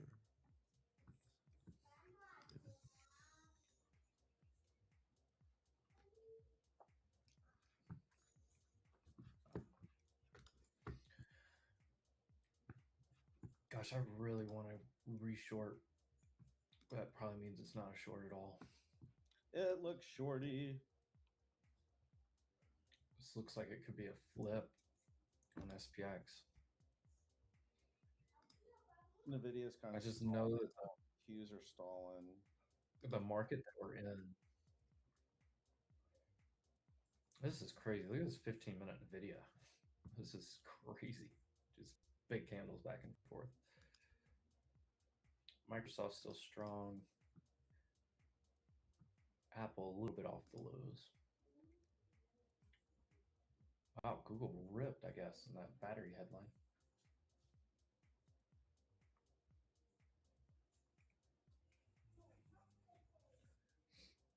I'm assuming Rizzo got stopped out on the account protection stuff. I saw Ackman talking about this in why the Fannie Mae, Freddie Mac being super undervalued, good 10x, all that. And then I saw a bunch of people taking shots at Ackman. I like old Bill. He's a little off the rails sometimes, but I like old Bill. Ooh, getting a nice move here.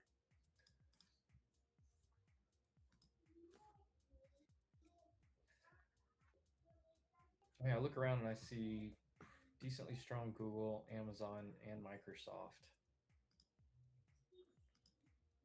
Some of these other names get off the lows.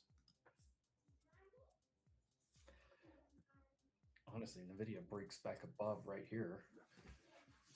Maybe a little push back to 500 on NQ. Would be unlikely to break both sides of the IP, but with a 30 VIX, crazier things can happen.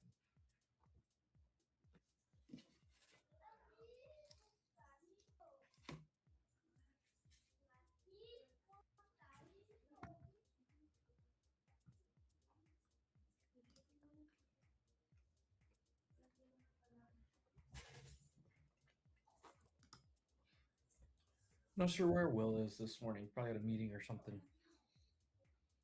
Yeah, he said he was running late and something, yeah. He's got a lot of other side quests and stuff going on too. Yeah.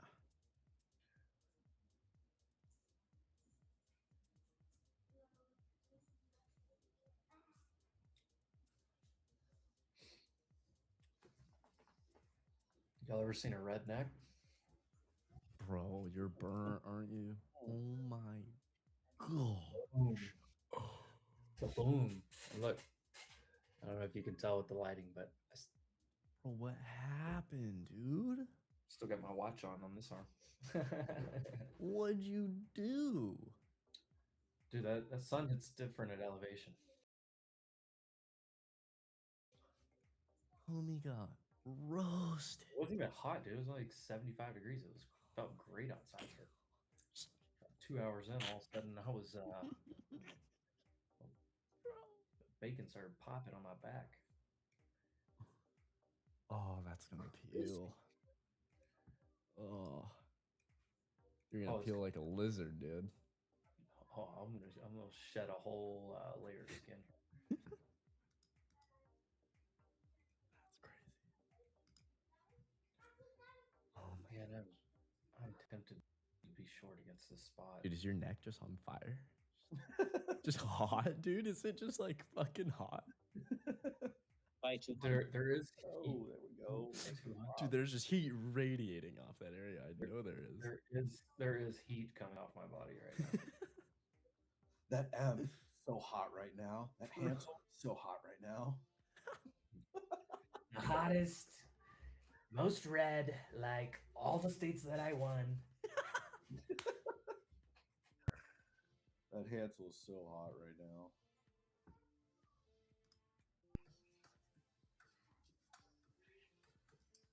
Are we actually going to get a little push?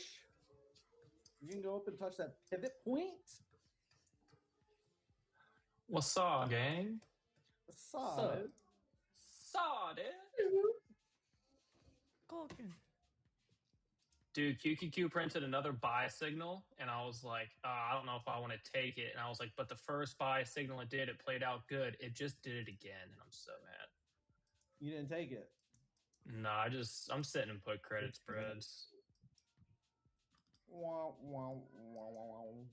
I think I'm done with the Lucid accounts. Those are up like 500 a piece. Credit spreads up like 500. Nice, dude. We're just chopping.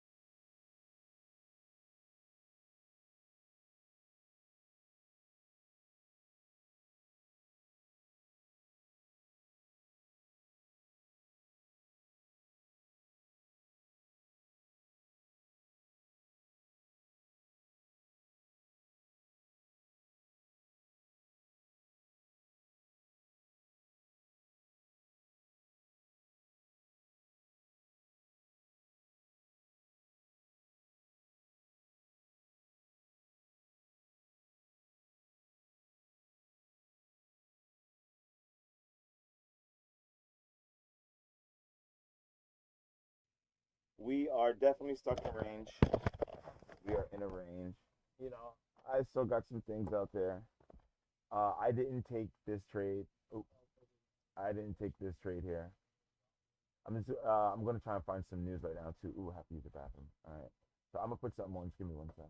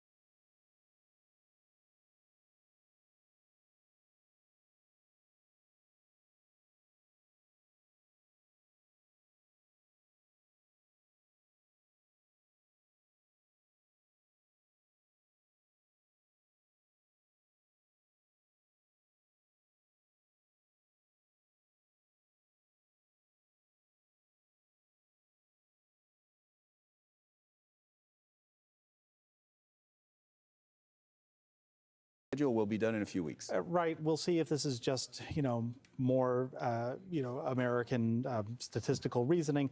But it does seem like there's been significant damage done to Iran's military capabilities.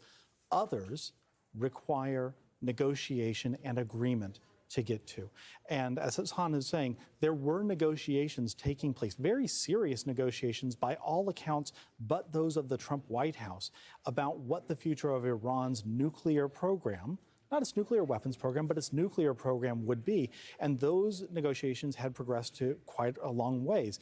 But there is a real question. Say the mediators, right? Oman says that. Oman's the mediator. The Brits had a diplomat in the room that we now understand from reporting by The Guardian. He also said a deal seemed not too far off the horizon. But the Americans, Witkoff and Kushner specifically, said, no, we understand pretty quickly on the opposite, that Iran was just stringing us along.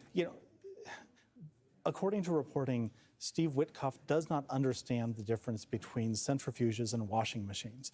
He is simply not technically capable, not feasibly capable of understanding the details of these incredibly complex negotiations. I have a PhD in international relations, but I would not consider myself competent to distinguish between different levels of enrichment or to assess on my own whether something represents a breakout threat or not. And they didn't have technical You don't have to understand experts. the difference if your bargaining position is that you want zero enrichment, which is what the Americans had said. Zero enrichment is actually illegal under international law. Iran does have the right to have, say, for instance, medical isotopes, to have peaceful uses of nuclear weapons. And understanding what would be feasible under those restrictions and what might actually pose a threat to the region and the regime, you have to have technical experts in the room. Those experts were sidelined. Where we are now, why I'm thinking about these negotiable outcomes, is the United States has now twice violated negotiations, has killed the previous government with which it was negotiating, and is now trying to find a way to accomplish an objective that didn't exist at the beginning, which means that Iran has shown that its bargaining position is much stronger than it was, or than people believed 5 weeks ago. So any agreement that's going to come out of this is going to be very different than what the United States could have won at the bargaining table 6 weeks ago. That's simply what we're not going back to the status quo antebellum. Instead, what we have to think about is on what terms will the United States agree to settle? And are there any terms that both Tehran and Washington will agree to and that both sides will prefer to going back to a wider, more intense war? Yeah, you're asking a very big question that I hope both of you will be able to engage with a little later. We're going to leave it here for now. We ran just a part, by the way. What we listened to all together was just a part of that exclusive interview that the U.S. Secretary of State granted to Al Jazeera, but we will air the full interview with U.S. Secretary of State Marco Rubio about the war in Iran. That'll be at 16:30 GMT, so 18 minutes from now. Stay tuned for that a little later in the program. And with that, I thank Paul Musgrave and Hassan Ahmadian. Now, you heard those comments from Rubio in an exclusive interview, and separately, President Trump has been posting to social media renewing threats on Iranian civilian facilities. Trump posted saying, "The United States of America is in serious discussions with a new and more reasonable regime to end our military operations in Iran. Great progress has been made, but if for any reason a deal is not shortly reached, and if the Hormuz Strait is not immediately open, we will conclude our lovely, quote-unquote, stay in Iran by blowing up and completely obliterating all of their electric generating plants, oil wells, and Harg Island, and possibly all desalinization plants, which we have purposefully not yet touched." Let's talk to Kimberly Halkett at the White House. Kimberly, it seems that Donald Trump, but we want your reporting and your insights on this. It seems that the U.S. president has, since the very beginning of this war, always maintained these two possible paths for himself, of diplomacy versus further military or kinetic action.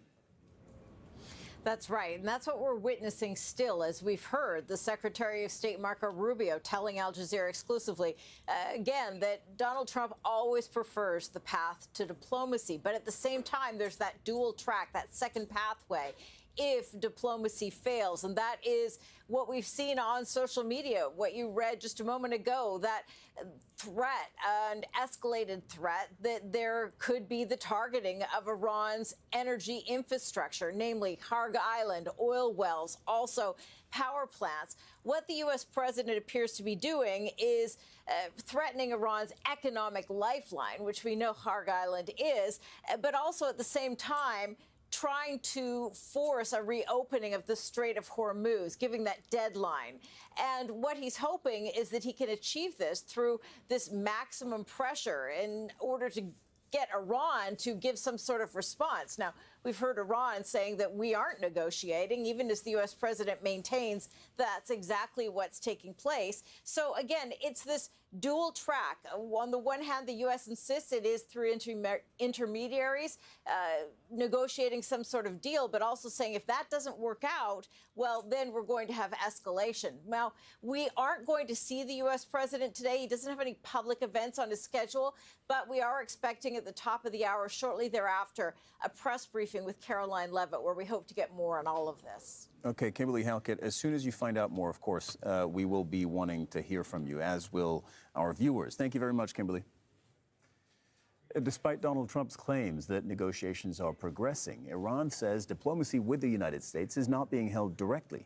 Tehran is calling Washington's demands excessive and maximalist. To date, we have had no direct negotiations with the United States. Since the last round of talks, what has occurred has been the receipt of messages through certain intermediaries, including Pakistan, conveying the United States' interest in and request for negotiations. It is only natural that whenever talk of negotiations comes from the United States, everyone's sensitivities are heightened. I do not know to what extent these claims are taken seriously even within the United States itself, or how seriously they are viewed internationally. Our position is clear. Unlike the other side, which constantly shifts its stance, the Islamic Republic of Iran has known its position from the very beginning. The points that have been conveyed to us, whatever one chooses to call them, 15-point clauses, more or fewer, they're highly excessive and maximalist in nature. Al Jazeera correspondent Ali Hashem is in the Iranian capital, Tehran. So, Ali, earlier in the program, we heard from the U.S. Secretary of State Marco Rubio. We will hear that full exclusive interview in just about 10, 15 minutes. I think it's important before we do that, that we hear from you on your end what the amount of communication is between Iranians and Americans and anything else that you can report on this current window for diplomacy. Well, Cyril, it's a bit problematic, given the fact we're hearing two different accounts, completely opposite accounts from the U.S. and Iran. Very confident President Trump speaking about talks, also Secretary Rubio. And on the other side, a very confident Mr. Baqai, spokesperson for the Foreign Ministry, and also the Foreign Minister, Mr. Arakchi, denying any diplomatic exchange with the United States. Now, does this mean there's no exchange completely? It doesn't seem so, because what we are hearing that there is exchange of messages through the Pakistanis. Is there any kind of indirect negotiations going on, but not through the diplomatic lines? Whether this is through other paths or other channels, this is something possible. For example, if the United States are talking to certain layers within the system here in Iran, for example, the Supreme National Security Council, or through any kind of channels. Now, we are speculating. We do not have a precise info over here, but at least what is clear is that whatever is being discussed, for now it's not the 15 points. Whatever is being discussed for now could be points that could lead later on to the discussion of other things. Mainly right now, what's on the table is the Strait of Hormuz. What's on the table is putting a kind of a framework for the conflict. Let me say it's trying to manage the conflict within certain ceilings so that it doesn't go above these ceilings, and then prepare for a kind of, let me say, a safe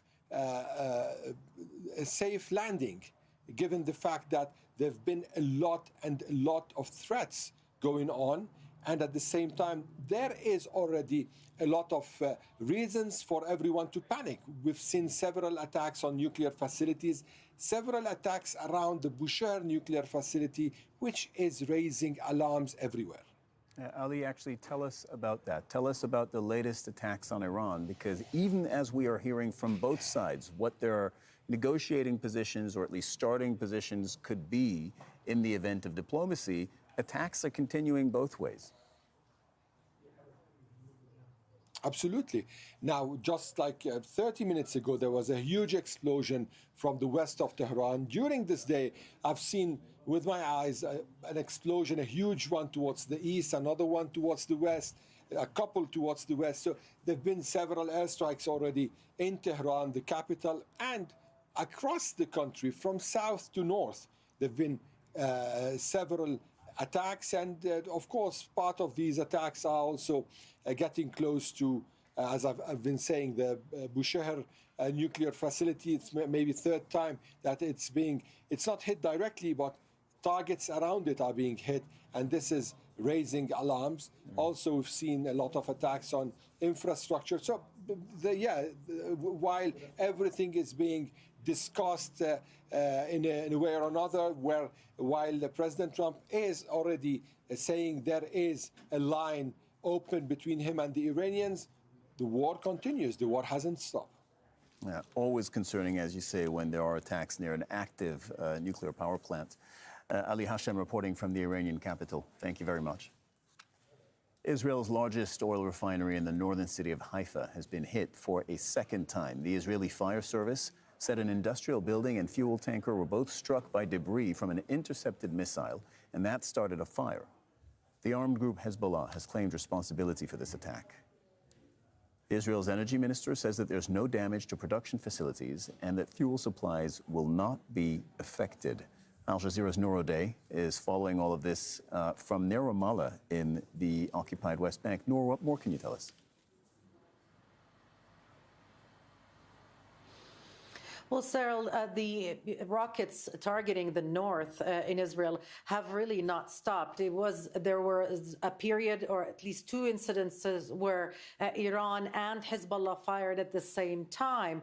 But since then, we've seen repeated warnings of incoming Hezbollah fire targeting Haifa, but also Nahariya and other areas. Now, the Haifa Bay is a very strategic asset for Israel. The fact that it's been already hit twice, the oil refinery there has been hit twice, is quite concerning, not because it has disrupted supply at this point, but because the attempt by the government to ease the restrictions on public gatherings, to return life to some sort of normal rhythm, it just simply doesn't seem to be in the offing at the moment. And this gives credence to the criticism that we're now hearing in Israel about this war, about the fact that the accusations, at least, that Benjamin Netanyahu, the prime minister, doesn't have a strategy, doesn't know how to get out of this war, and certainly hasn't achieved the goals that he proclaimed at the beginning, starting with a regime change. For now, there seems to be a pattern.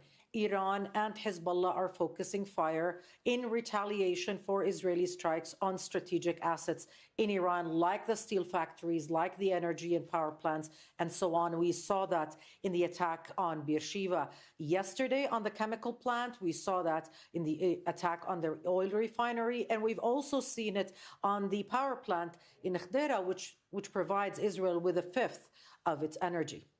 Noor O'Day reporting from near Ramallah. Thank you very much, Noor. And Gulf nations have condemned what they have described as heinous attacks on Kuwait.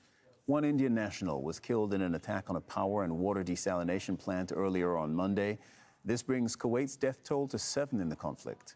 Iran has denied that it carried out the attack and says it is actually a false flag operation by Israel. The Emir of Qatar, Sheikh Tamim bin Hamad Al Thani, and Jordan's King Abdullah have arrived in Saudi Arabia. They are holding talks with Crown Prince Mohammed bin Salman in Jeddah. This comes as diplomatic efforts are ramping up to end the war in Iran. On Saturday, Saudi foreign minister held talks with Pakistani, Turkish, and Egyptian foreign ministers in Islamabad. Pakistan is facilitating discussions aimed at ending this conflict.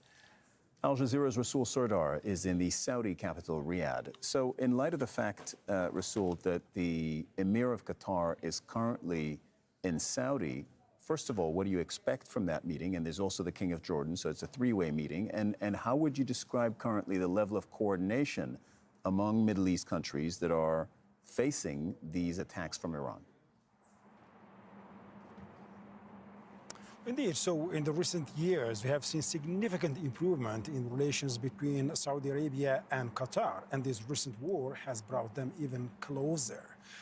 So this is the first foreign trip of Qatar's emir, and that is happening to Saudi Arabia. So the Crown Prince Mohammed bin Salman has received emir and the King of Jordan, King Abdullah, at the airport. So that is quite something rare that we see usually as a reception, as a way of the reception. So here, what we are seeing is that Qatar is the largest LNG producer in the region, and Saudi Arabia is the largest oil producer in the region. And both of the facilities of two countries have come under severe attacks, and the flow of the energy is significantly reduced. Now there is a search for the alternative routes, and the one that is emerging as a primary option is the east-west pipeline that is connecting the east of Saudi Arabia to the west of the country, to the Red Sea. Now there is a growing interest into that pipeline, and so Saudi officials are saying before the war the capacity of that pipeline was 2 million barrels of oil per day. Now it is 7 million, and now so Qataris are interested in that, and several other GCC countries as well. So the primary topic of this meeting is going to how to explore the safe passage of the energy to the global market. Rasul, something else. We're hearing that countries in the Gulf, at least some of them, are starting to provide support packages to help their economies, which have suffered because of these Iranian attacks. What can you tell us about that? Indeed. So now the Executive Council that was chaired by the Crown Prince of Dubai, Sheikh Hamdan bin Mohammed, has approved 1 billion dirham, UAE dirham, which is equivalent to 272 billion US dollars. And the main aim is to support the families, the business, and individuals. So what it includes the deferral payment of a group of government fees for a period of 3 months, and then deferral of collection of hotel sales, deferral of collection of the tourism dirham, an extension of grace periods for custom data from 30 to 90 days, and provision of competitive advantage to streamline the procedures for issuing the residency. So here, the tourism, aviation, and also the hospitality sectors are the ones that are most affected, and they heavily rely on the government support.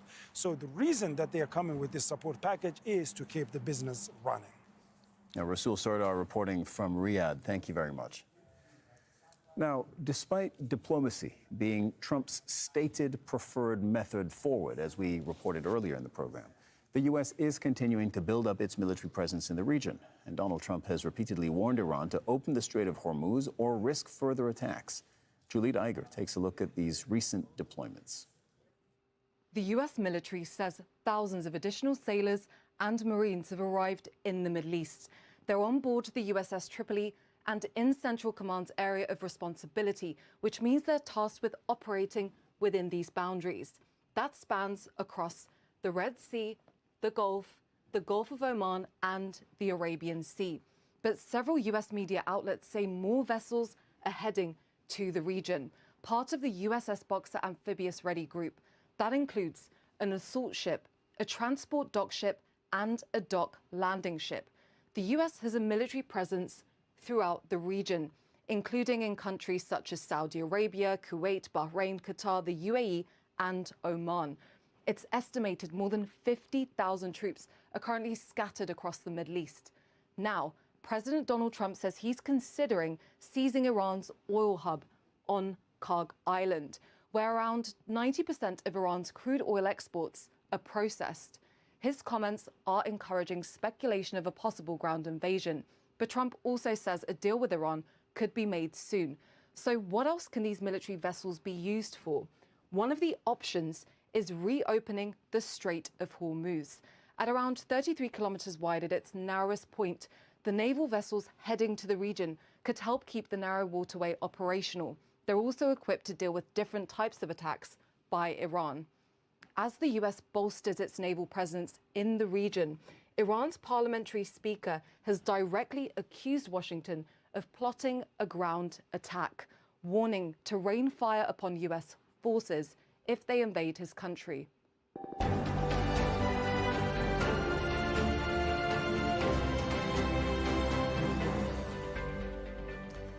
You're watching Al Jazeera. Here's the very latest. In an exclusive interview with Al Jazeera, U.S. Secretary of State Marco Rubio says that President Donald Trump prefers diplomacy over military escalation in Iran.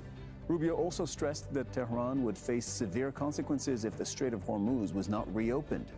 That vital waterway has been effectively closed by Tehran since the conflict began. Our Washington bureau chief Hashim Ahelbar spoke to Marco Rubio. Here's that interview. Secretary Rubio, thank you for talking to Al Jazeera. You're speaking to a global audience across Al Jazeera English, Al Jazeera Arabic, and our digital platforms, reaching viewers across the Middle East, including Qatar, Saudi Arabia, the United Arab Emirates, Bahrain, Kuwait, Oman, and Iran, as well as millions more around the world. Let me start by asking you this. Have formal talks begun with Iran, or are they still in direct communications, exploring common ground? Well, there's messages and some direct talks going on between some inside of Iran and the United States, primarily through intermediaries, but there's been some conversation. And I think the president always prefers diplomacy, always prefers an outcome. And we could have done this before. I mean, imagine an Iranian regime who, instead of spending billions of dollars supporting terrorist groups and building up all these weapons, had invested that money into Iran, for the people of Iran, so they wouldn't have water shortages, so their economies would provide opportunities for an incredible people. The people of Iran are incredible people, very resourceful, very entrepreneurial, but it's their regime that's been a problem. And instead, they've chosen to spend the wealth of their country to support Hezbollah and Hamas and Shia militias inside of Iraq, and to try to destabilize Syria when Assad was there. And all over the world to sponsor terrorist plots and build these drones and build these weapons to threaten their neighbors unnecessarily. So we would always welcome a scenario in which Iran was led by people that had a different view of the future and had a different view. And if that opportunity presents itself, we're going to take it.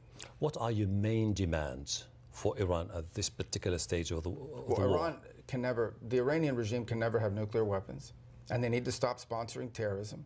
And they need to stop building weapons that can threaten their neighbors. These short-range missiles that they're launching, they only have one purpose, and that is to attack Saudi Arabia and the UAE and Qatar and Kuwait's weapons. And they have thousands of them. They've built extraordinary numbers of them, and not to mention, you know, their desire to have this nuclear weapon to threaten and blackmail the world with. That will never be allowed to happen. It's too great a risk.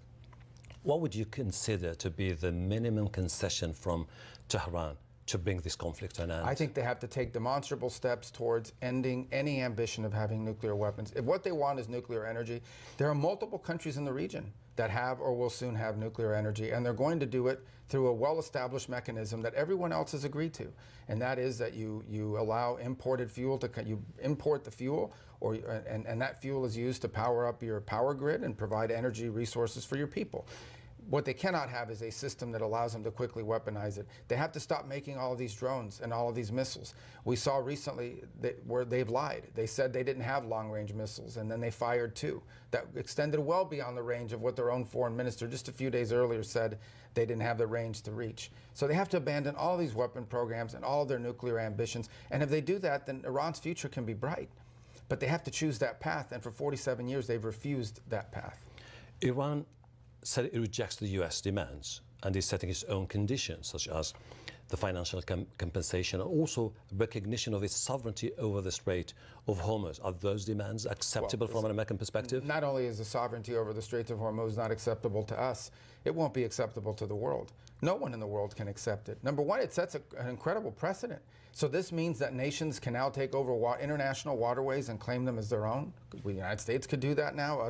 The Chinese could do it in the South China Sea. No one in the world is going to accept that or should accept that. Now, let me be frank, very little of American energy comes through the Straits of Hormuz in terms of the energy we rely on, but we recognize the impact that it has on global markets and on our neighbors, especially our allies in the region who produce energy and have to get it out to market. So no country in the world should accept it. The regional countries in the world should accept it. The United States will not accept that condition. It's an illegal condition that they're demanding. That's just not going to happen. As the US-Israeli campaign continues, there's no clear indication that the Strait of Hormuz is secure enough to restart the flow of oil and gas into global markets.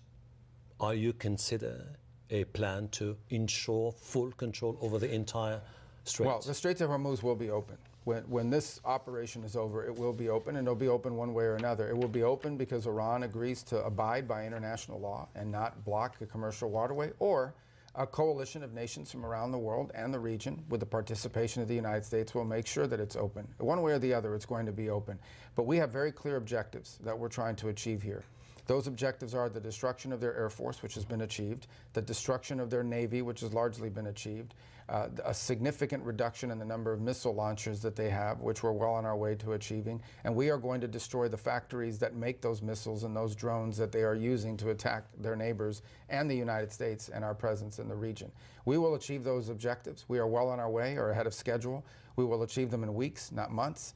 And then we'll be confronted with this issue of the Straits of Hormuz, and it'll be up to Iran to decide. And if they choose to try to block the straits, then they will have to face real consequences, not just from the United States, but from regional countries and from the world. Your regional allies in the region, the critical energy installations are being bombed, the cities bombed almost on a daily basis, and they're looking for a clear path back to stability. What would be your message to them? Well, I think the best way to stability, given the people who are in charge in Iran, is to destroy the ability of Iran in the future to launch these missiles and these drones against their infrastructure and civilian populations. If you think about what they've struck in the region, what has Iran gone after? It's been energy infrastructure against countries that were not waging war against them, but yet they went after these countries nonetheless. This is why they built these missiles and drones in the first place. But they've also attacked embassies, diplomatic facilities, which is unheard of. They've attacked airports, which is unheard of. This is what they've done. And this is a weakened Iran. This is an Iran that's weaker than it's been in 10 years. Imagine 5 years from now or 3 years from now, when they had more missiles, more drones, what they would have been willing to do to their neighbors and to us. That was intolerable. That's why this needed to be done now. The United States is committed to finishing the job. We're working very closely with all of our allies, work very closely in defensive. Yes, unfortunately, drones and missiles get through from time to time, but the overwhelming majority of these launches are defeated. They're shot down before they reach their intended target, or the destruction would be far worse. These are strong, stable countries in the region. These are our allies. These are our friends. And we are going to continue to be there and support them as they face this onslaught. And by the way, they're not the ones. Iran is targeting them in retribution, which tells you the nature of the people we're dealing with, unfortunately. But it seems that the Strait of Hormuz is not going to be the only focal point for you, because with the Houthis stepping in and firing missiles into Israel, Bab el-Mandeb and the Red Sea could become issues that you will have to reconsider. It could, and look, that's been an ongoing issue. And when they did that, the United States took action against it as well, and many of our regional allies have had to do so in the past. It's the desire, whether it's the Houthis on one side or Iran on the other, to close these international waterways and create a toll road where basically you have to ask for their permission in order to use them and get your products in or out of market. That's unacceptable. It's unacceptable to us, but it should be unacceptable to the world. And I think it's important, and I'm glad to see the effort Bahrain is leading in the United Nations, which we've been very supportive of, to get an international coalition that says we will not accept a world and where either the Iranians on one side or the Houthis on the other get to control international waterways and impede the free flow of goods from nation states. That's just not something we're going to accept, neither should the world. Do you have any issues with Mujtaba Khamenei staying in power once this is over, and the IRGC continuing to play the crucial role it plays now? Well, let me say, first of all, we don't even know if he's in power. I know they say he's in power. No one has seen him. No one has heard from him. It's very opaque right now. It's not quite clear how decisions are being made inside of Iran. But our objectives here from the very beginning Had nothing to do with the leadership. But would we love to see a difference? Do we think the people of Iran deserve better leadership than what they've gotten from the clerical regime? 100%. Would we be heartbroken if there was a change in leadership? Absolutely not. If there's something we could do to facilitate that, would we be interested in participating? Of course. But that was not the objective of this operation. The objective of this operation was, which I outline now and the President outlined clearly on the first night, is the destruction of their Air Force, which we've achieved, the destruction of their Navy, which we've largely achieved, the destruction of their factories, which we are well on our way to achieving, meaning factories that make these weapons, and significantly reducing the number of missile launchers that they have so they can't continue to threaten their neighbors and America. Those were our objectives. That's what we're focused on, and that's what we are well on our way towards achieving. Are you fully aligned with the Israelis when it comes to the objectives and the end game? Well, they have a different objective in terms of they are focused on the mid-range missiles in the northern part of Iran that target them. And obviously we coordinate and deconflict with them in terms of our operations. But what they are focused on is different. We're not critical of it. Those things are threats to them. Those mid-range missiles that Iran launches that reach into Israel, those are threats that they're facing. They're also facing a threat from Hezbollah, which they're confronting as well. So they have their own objectives. We deconflict so that our objectives and theirs don't run into each other. But the President has, for the United States of America, has established a very clear mission, which we're executing on, and we will achieve our objectives in a matter of weeks. Do you believe the EU and NATO countries betrayed the US at this crucial moment? I think it was very disappointing. You have this, and again, look, the President and our country will have to re-examine all of this after this operation is over. But one of the reasons why NATO is beneficial to the United States is it gives us basing rights for contingencies. It allows us to station troops and aircraft and weapons and in parts of the world that we would normally have bases, and that includes in much of Europe. And to see that in a time of need, the United States has identified a grave risk to our national security and our national interests, and we needed to conduct this operation. And we have countries like Spain, a NATO member, that we are pledged to defend, denying us the use of their airspace and bragging about it, denying us the use of their bases. And there are other countries that have done that as well. And so you ask yourself, well, what is in it for the United States? And I've been a big supporter of NATO. And one of the reasons why I've been a supporter of NATO is because I believe that these basing rights give us leverage and give us flexibility and operational capability all over the world. But if NATO is just about us defending Europe if they're attacked, but them denying us basing rights when we need them, that's not a very good arrangement. That's a hard one to stay engaged in and say this is good for the United States. So all of that's going to have to be re-examined. All of it's going to have to be re-examined. I've recently spent some time in Europe, and basically what they say is that it's the US which is sending confusing messages to us. It's the US which is planning to disengage from Europe. It's the US which doesn't seem to be really willing to team up with NATO when it comes to moving forward in Europe. And this explains the reason why we have been very cautious dealing with the Americans when it comes to the Strait of Hormuz in particular. Well, if that's what someone in Europe told you, that person's very disingenuous, because the United States has tens of thousands of troops stationed throughout that region, billions of dollars of weaponry staged throughout Europe. All of it there to defend Europe, not to defend America, to defend Europe from attack, okay, all over. The United States is, without the United States, there is no NATO. I mean, everyone recognizes that, including NATO. If we decided tomorrow that we were going to remove our troops from Europe, that would be the end of NATO. So they know that. And that commitment, we haven't moved troops out of NATO. So anyone who said that's not being honest or is not, I think they're playing games. At the end of the day, it's very simple. NATO is an alliance, and an alliance means it has to be mutually beneficial. It cannot be a one-way street. Let's hope we can fix it. We'll have time to address it after. Right now, we're focused on this operation. Let's move on to something else. I would like to talk to you about Venezuela after the capture of President Nicolas Maduro. Could you tell us more about your plans for Venezuela in the future? I think it's moving along very well. We said it from the very first day after that operation happened. I said our hope is, number one, to stabilize the country. We didn't want to see civil war. We didn't want to see systemic collapse. We didn't want to see a mass migration event. You've seen none of these things. What you've seen is that for the first time in decades, Venezuela is now selling their oil in the global market at full market price, and the money is coming back to Venezuela and being spent for the benefit of the Venezuelan people. It's being spent to buy medical goods and equipment. It's being spent to cover the salaries of teachers and police officers and civil servants and people that, sanitation workers and things of this nature. So it's a very important part. The second phase after the stabilization occurs or concurrent with the stabilization is a period of recovery in which you try to recover the elements of the country that allow it to prosper and grow, and that is attracting businesses back, creating the kind of stability that bring businesses back. We're seeing that begin to happen. But you're also seeing civil life come back to life.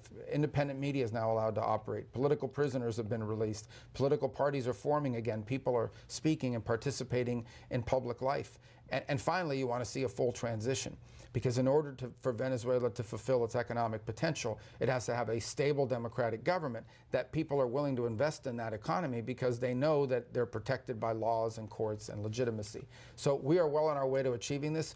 A lot of credit goes to the interim authorities who have assumed this responsibility. We've reopened our embassy. We enter in dialogue with them every single day. We feel very positive about it. Many assume Washington will focus on Cuba next once the war is over in the Middle East. What kind of decisions or policy would you would like to see in place for potential regime change? Yeah, look, we don't need anything from Cuba, to be honest with you. I mean, Cuba needs from us, we don't need from Cuba. What I mean by Cuba, I mean it's their regime. The problem Cuba has, it's a very fundamental problem, and they need to understand it, and we've tried to explain it to anyone who will listen. Their system doesn't work. Their system of economics, I can't even describe it, but it's completely dysfunctional. It's just not a real system. And you can't change it unless you change the government. As an example, a week ago they said, well, Cuban Americans can now invest on the island. Invest in what? Invest in a country that has arbitrary laws, no established system of courts and justice. Who's going to invest in something like that? You also can't have economic prosperity without some significant level of political freedom. If I'm going to participate in the economic life of a country and I don't like the regulations or the rules that government is putting in place that are hampering me, I have to have the ability to complain about that.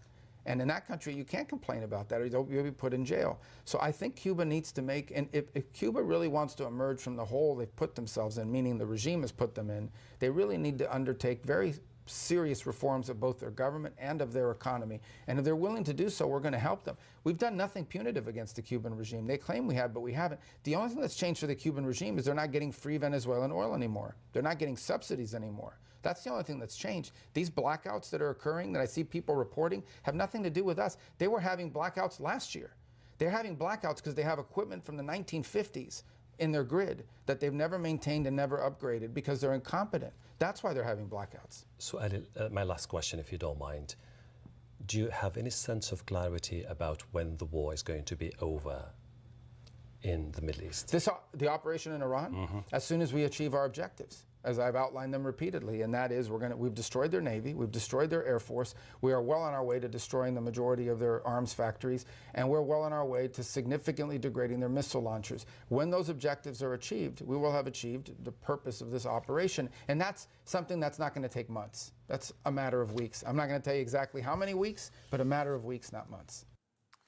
A comprehensive interview there between the U.S. Secretary of State Marco Rubio and Al Jazeera's Hashim Al-Bar. Introducing our panel to discuss this, Sultan Barakat is with us, Professor of Public Policy at Hamad bin Khalifa University. Hassan Ahmadian, also with us in the studio, Associate Professor at the University of Tehran. And joining us from Colorado Springs is Eli Bremer, former U.S. Senate Republican candidate and a former officer in the U.S. Air Force. Eli, it's good to have you on the program as well. Hassan, let's start with you. What do you expect Iranian leaders will take away from this interview? Well, I mean, talking points of Americans didn't really change in this interview. I mean, talking about Iran's goals, for instance, in this war, building up weapons to attack their neighbors. When was the last time Iran attacked its neighbors? Over 3 centuries. Why is it doing it now? Because it's the underdog in an asymmetric war. It wants to shield itself by expanding it. The point he's making is that short-range missiles, that's what he was saying, short-range missiles can only be used by Iran to attack its immediate neighbors. So why would you build them in the first place if you're not intending to attack your neighbors? That's the point he made. Well, because I think with the break of 2 wars in less than a year, we have experience, we have a clear answer to that question. Iran has been on the table in different U.S. administrations. All options are on the table. You go back to the 80s, that talking point never left the White House. They have always threatened Iran with military action. And so the Iranians built it after the 80s when they were facing Iraq backed by pretty much those who are back in the United States now. attacking the country. The United States itself backed it. Arab region, most of it backed Iraq against Iran. So the Iranians came out of it deciding that no longer we want to be subject to attacks, and they started building their missiles and drone program to shield themselves. And in the two wars, we see they never initiated attack. They were attacked and they retaliated. So that's a really talking point that he's coming with, and the illegality of the Strait of Hormuz. I mean, there's nothing, as I told you earlier, there's nothing legal about attacking a sovereign nation because you couldn't make sense of what they were talking in a negotiating settlement, as it is clear by the mediators, by the Iranians and those who were in the room. The Americans basically attacked Iran twice now after having discussions with them and during those discussions. And so talking about the legal and the illegal, while everything is illegal as per international law with regards to killing the political leadership of a sovereign nation, attacking civil infrastructure. Just last night, he was talking about Iran attacking airports. I want to make sure I bring in Eli. Yeah, airports. But last night, the Israelis attacked the biggest airport within Tehran. No news in the mainstream media in the West, in the States. And so, as I said earlier, I think most of it is self-reflection. He's basically talking about what the United States and Israel done, not really Iran. Eli, and I'm mindful as I ask this that you're a former officer in the U.S. Air Force. What stood out to you in that interview? And also, you hear how Hassan is analyzing the interview. You hear how it lands on, I don't want to generalize Hassan, but on Iranian ears. What stood out to you? Well, what stood out to me is the incredible clarity that Secretary Rubio put out there. People in the United States have been asking, what are the objectives of this war? I think Secretary Rubio laid that out very clearly. When I was in the military, that's one of the things that we were taught was don't go into battle unless you have clear objectives. And, the current Iranian regime for the last 47 years has made it overtly clear that they would desire to end the Israeli state and that they desire to do irreparable harm to the United States of America. So from the American point of view, it seems pretty clear that allowing Iran to arm itself up to hurt the American allies and potentially with some of their capabilities start being able to hurt the U.S. homeland is an existential threat. I think the Trump administration took the Iranians at their word. They believed them that they would want to destroy the United States if given the chance. And this was the opportunity to fully and unilaterally disarm Iran, which is what President Trump has done. And Secretary Rubio very articulately laid out what the United States is going to do, which is to fundamentally shut down the Iranian military, shut down the Iranian capability of producing nuclear material at arms grade, and shut down their ability to produce a defense industrial complex to produce drones and missiles. Sultan, I'm hearing, as I listen to Hassan and Eli, I'm hearing both of them say that, hey, our country listened to the other side, and the other side has been hostile, belligerent, and threatened us, and we believed them. We believed them when they said that the option to attack us was on the table. And so we are retaliating, or we've been getting ready for conflict. Both sides accusing the other, essentially, of pushing the region towards conflict. I'm just wondering how you look at that. Well, I think mere threats are not sufficient to launch a war of that scale. And when it was launched at the beginning, the justification was that there was an imminent threat. And now Rubio has conveniently walked away from that. It's not about an imminent threat to the United States. It has never been, and that's something, I think, something that has to be recognized. But what I heard in his interview, this interview is designed for the Gulf. He is now, because he's desperate to get the Gulf into an alliance to launch an attack on Iran.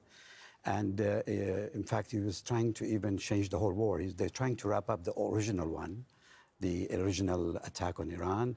We've almost done this. It's all over. Now the new problem is Hormuz Strait. Hormuz Strait is your problem. You Gulf states have got to join an alliance to make sure that the Hormuz Strait is open to all. Now, that is almost impossible in terms of scenario for the region, for the simple reason that what is impossible? For them to join the alliance with the United States, because the United States is in alliance with Israel. This is what George Bush, the father, understood well when he liberated Kuwait and when later on the invasion of Iraq.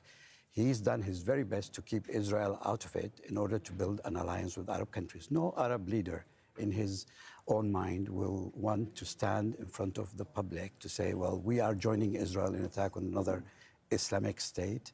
Regardless of how difficult it is. What about the UAE and Bahrain, who have signed the Abraham Accords and have recognized Israel? Not recognize Israel, but they're not going to stand with Israel on a war against Iran. And I think also some of the references, they're highly selective in terms of memory. You know, the Shia militias were not strengthened by Iran. Those were created and strengthened by America when they invaded Iraq in the first place. Now, Iran made use of that opportunity and did what they did around the Arab Spring and so on, but it was initially initiated because of a similar war in the region done by the United States on behalf of the State of Israel. So I think these issues got to be taken really, really carefully when talking through, particularly also on the issue of legality. I agree that obviously the war there's nothing legal about launching it in the first place, but also the United States is the last state to talk about observing the international law at the moment. Even in his description of what's going on in Cuba, in Venezuela, they broke the international law so many times. Cubans were not unable to develop their infrastructure because they're lazy. They were there because they were under sanctions by the United States for such a long time on all sorts of reasons and all sorts of excuses. And the same, to some extent, applied to the situation here in Iran. I think this interview, there are two sort of sides to it. Either we are in for a ground invasion, and he's looking to justify why Iran has to be hit really hard. We're doing our best, we're negotiating. He's not quite sure whom he's negotiating with, but he's negotiating. And Trump believes in diplomacy, despite the fact he doesn't know who's he's talking to exactly. So that's one scenario. The other, I think, is that he wants to round up that first episode, which he promised originally to be 2 or 3 weeks. Now we're into our 5th week of something that was going to take only weeks, not months, and then start a new issue around the Hormuz Strait. Sultan, I'll jump in because I want to try and I'm under the gun. It's 16:55 GMT, but I want to try and hear from both Hassan and Eli again. So I'll ask you to please try and keep your answers quick on this one, even though they're important questions. The Strait of Hormuz. Marco Rubio said that once the war ends, Iran will have a choice, either reopen it through diplomacy or it will be reopened by an international coalition. Do you see Iran doing that, reopening through diplomacy, an agreement of some kind? I said earlier it's open partially, and I think there's no Iranian interest to not open it beyond the war.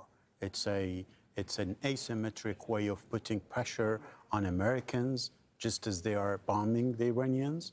And so after the war, there would be no need. There will be an arrangement, according to Iranians, regional arrangement with the GCC countries to reopen it and see how things are managed in this waterway. So I think it will be open, as it is partially open now.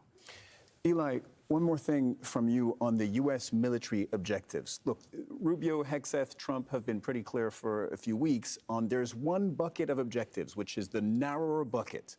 It is destroy the Iranian Navy, destroy the Iranian Air Force missiles, drones, and their missile factories. That's one bucket. And they say that that will be done, according to Rubio in this interview, within weeks. But, and this is what my question's about, multiple times he has said that Iran could have still some missile launchers left and some missiles left. In other words, ability after the U.S. war ends to still be a military threat. Would you consider that a military success if that is the case?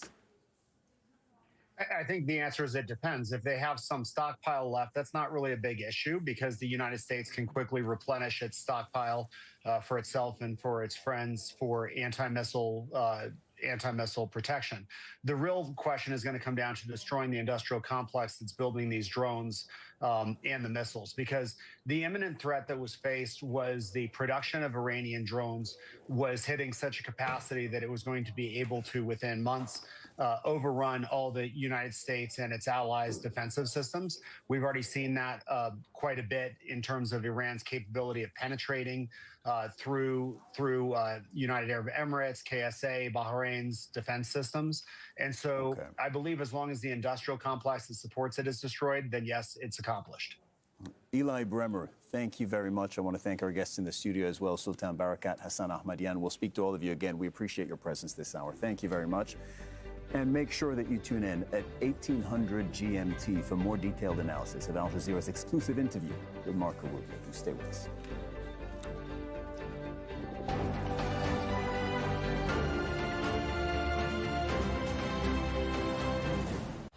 The conflict is arising because of Israel's insistence on striking oil facilities inside Iran.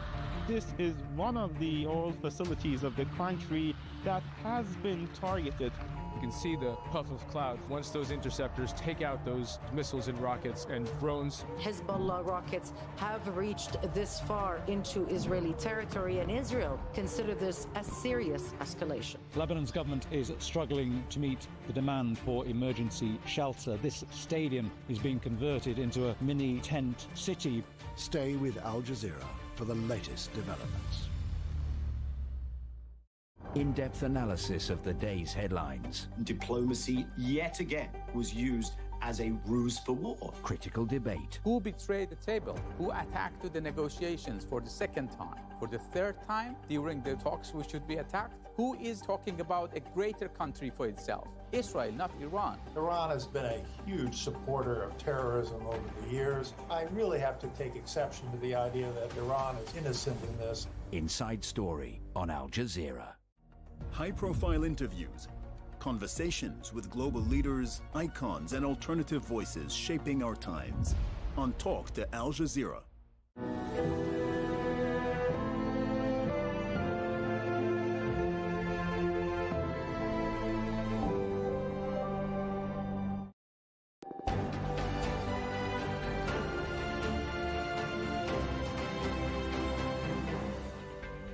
Hello, you're watching Al Jazeera's extensive coverage of the conflict between the U.S., Israel, and Iran. I'm Cyril Vanier. Coming up in the program this hour. Well, there's messages and some direct talks going on between some inside of Iran and the United States, primarily through intermediaries, but there's been some conversation. In an exclusive interview with Al Jazeera, U.S. Secretary of State Marco Rubio says that the American president, Donald Trump, prefers diplomacy as a way to end the conflict in Iran. President Trump renews his threat to obliterate Iran's civilian energy facilities if a deal isn't reached to reopen the Strait of Hormuz. The Emir of Qatar meets with the Saudi Crown Prince as Gulf nations continue to face Iranian attacks. And Lebanon accuses Israel of killing one of its soldiers. 2 UN peacekeepers were killed in a separate incident.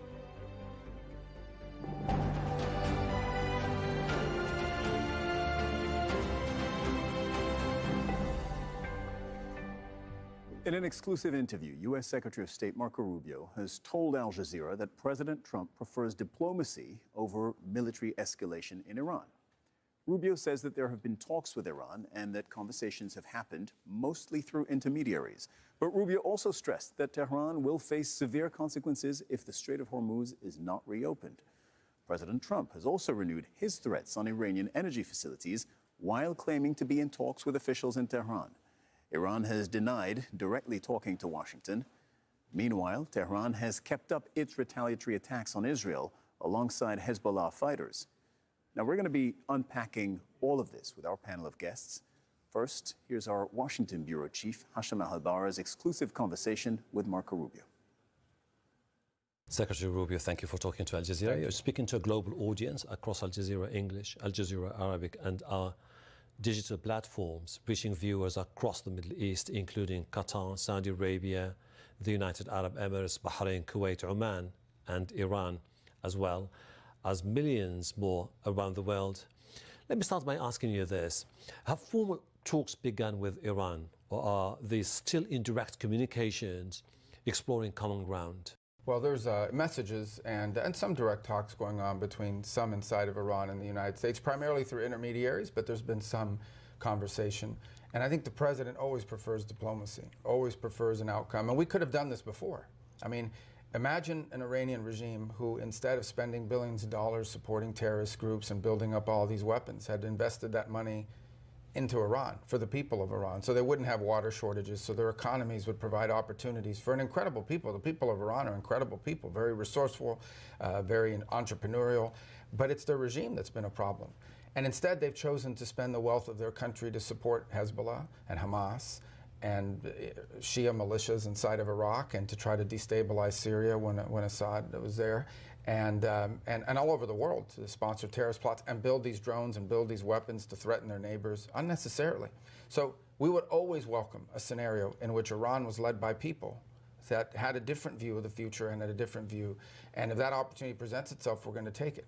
What are your main demands for Iran at this particular stage of the war? Iran can never, the Iranian regime can never have nuclear weapons, and they need to stop sponsoring terrorism, and they need to stop building weapons that can threaten their neighbors. These short-range missiles that they're launching, they only have one purpose, and that is to attack Saudi Arabia and the UAE and Qatar and Kuwait and Bahrain. That is the range of these weapons. And they have thousands of them. They've built extraordinary numbers of them, and not to mention, you know, their desire to have this nuclear weapon to threaten and blackmail the world with. That will never be allowed to happen. It's too great a risk. What would you consider to be the minimum concession from Tehran to bring this conflict to an end? I think they have to take demonstrable steps towards ending any ambition of having nuclear weapons. If what they want is nuclear energy, there are multiple countries in the region that have or will soon have nuclear energy, and they're going to do it through a well-established mechanism that everyone else has agreed to, and that is that you allow imported fuel to, you import the fuel, and that fuel is used to power up your power grid and provide energy resources for your people.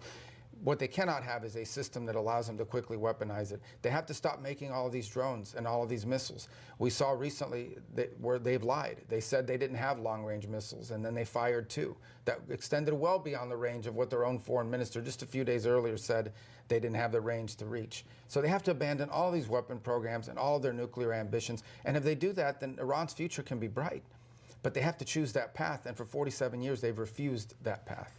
Iran said it rejects the US demands and is setting its own conditions, such as the financial compensation and also recognition of its sovereignty over the Strait of Hormuz. Are those demands acceptable from an American perspective? Not only is the sovereignty over the Straits of Hormuz not acceptable to us, it won't be acceptable to the world. No one in the world can accept it. Number one, it sets an incredible precedent. So this means that nations can now take over international waterways and claim them as their own. The United States could do that now. The Chinese could do it in the South China Sea. No one in the world is going to accept that or should accept that.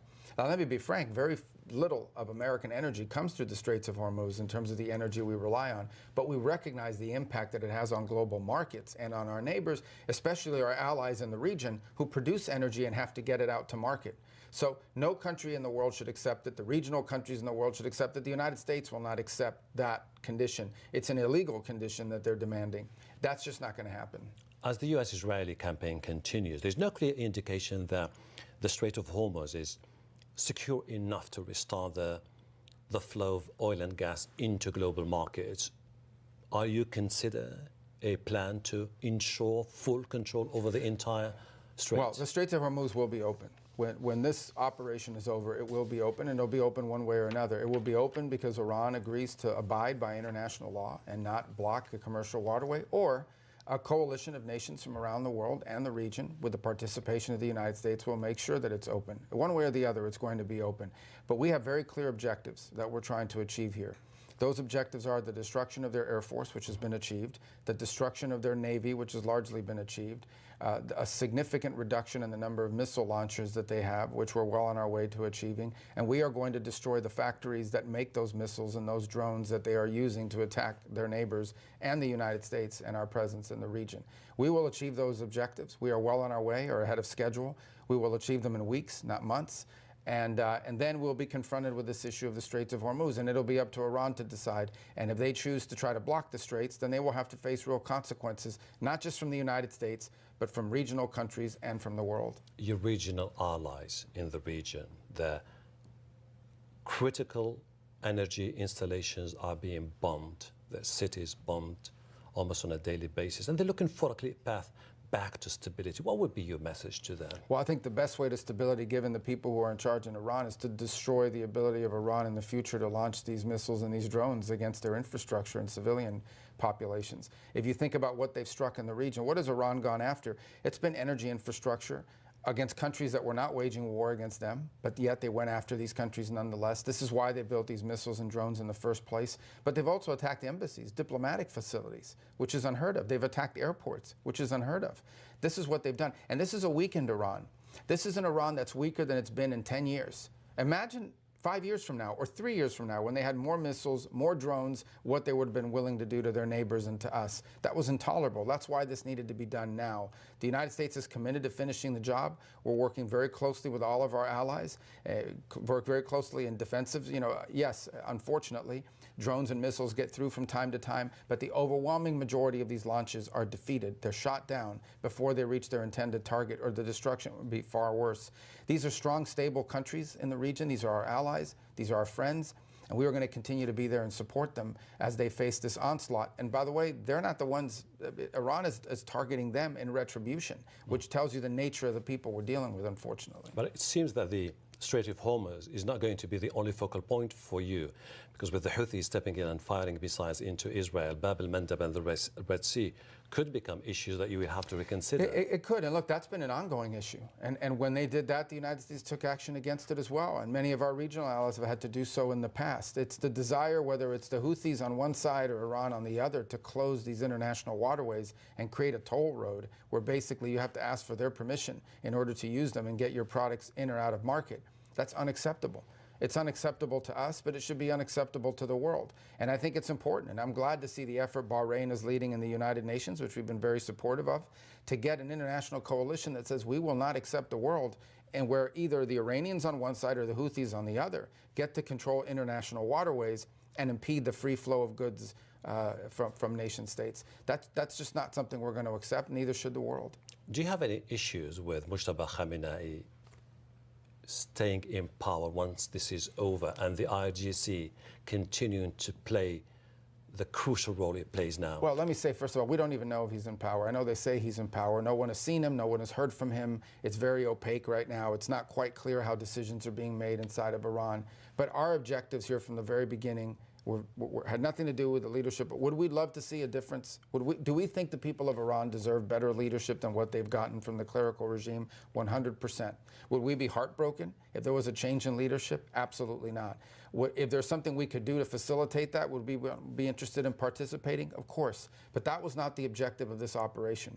The objective of this operation was, which I outline now and the President outlined clearly on the first night, is the destruction of their Air Force, which we've achieved, the destruction of their Navy, which we've largely achieved, the destruction of their factories, which we are well on our way to achieving, meaning factories that make these weapons, and significantly reducing the number of missile launchers that they have so they can't continue to threaten their neighbors and America. Those were our objectives. That's what we're focused on, and that's what we are well on our way towards achieving. Are you fully aligned with the Israelis when it comes to the objectives and the end game? Well, they have a different objective in terms of they are focused on the mid-range missiles in the northern part of Iran that target them. And obviously we coordinate and deconflict with them in terms of our operations. But what they are focused on is different. We're not critical of it. Those things are threats to them. Those mid-range missiles that Iran launches that reach into Israel, those are threats that they're facing. They're also facing a threat from Hezbollah, which they're confronting as well. So they have their own objectives. We deconflict so that our objectives and theirs don't run into each other. But the President, for the United States of America, has established a very clear mission, which we're executing on, and we will achieve our objectives in a matter of weeks. Do you believe the EU and NATO countries betrayed the US at this crucial moment? I think it was very disappointing. You have this, and again, look, the President and our country will have to re-examine all of this after this operation is over. But one of the reasons why NATO is beneficial to the United States is it gives us basing rights for contingencies. It allows us to station troops and aircraft and weapons and in parts of the world that we would normally have bases, and that includes in much of Europe. And to see that in a time of need, the United States has identified a grave risk to our national security and our national interests, and we needed to conduct this operation. And we have countries like Spain, a NATO member, that we are pledged to defend. denying us the use of their airspace and bragging about it, denying us the use of their bases. And there are other countries that have done that as well.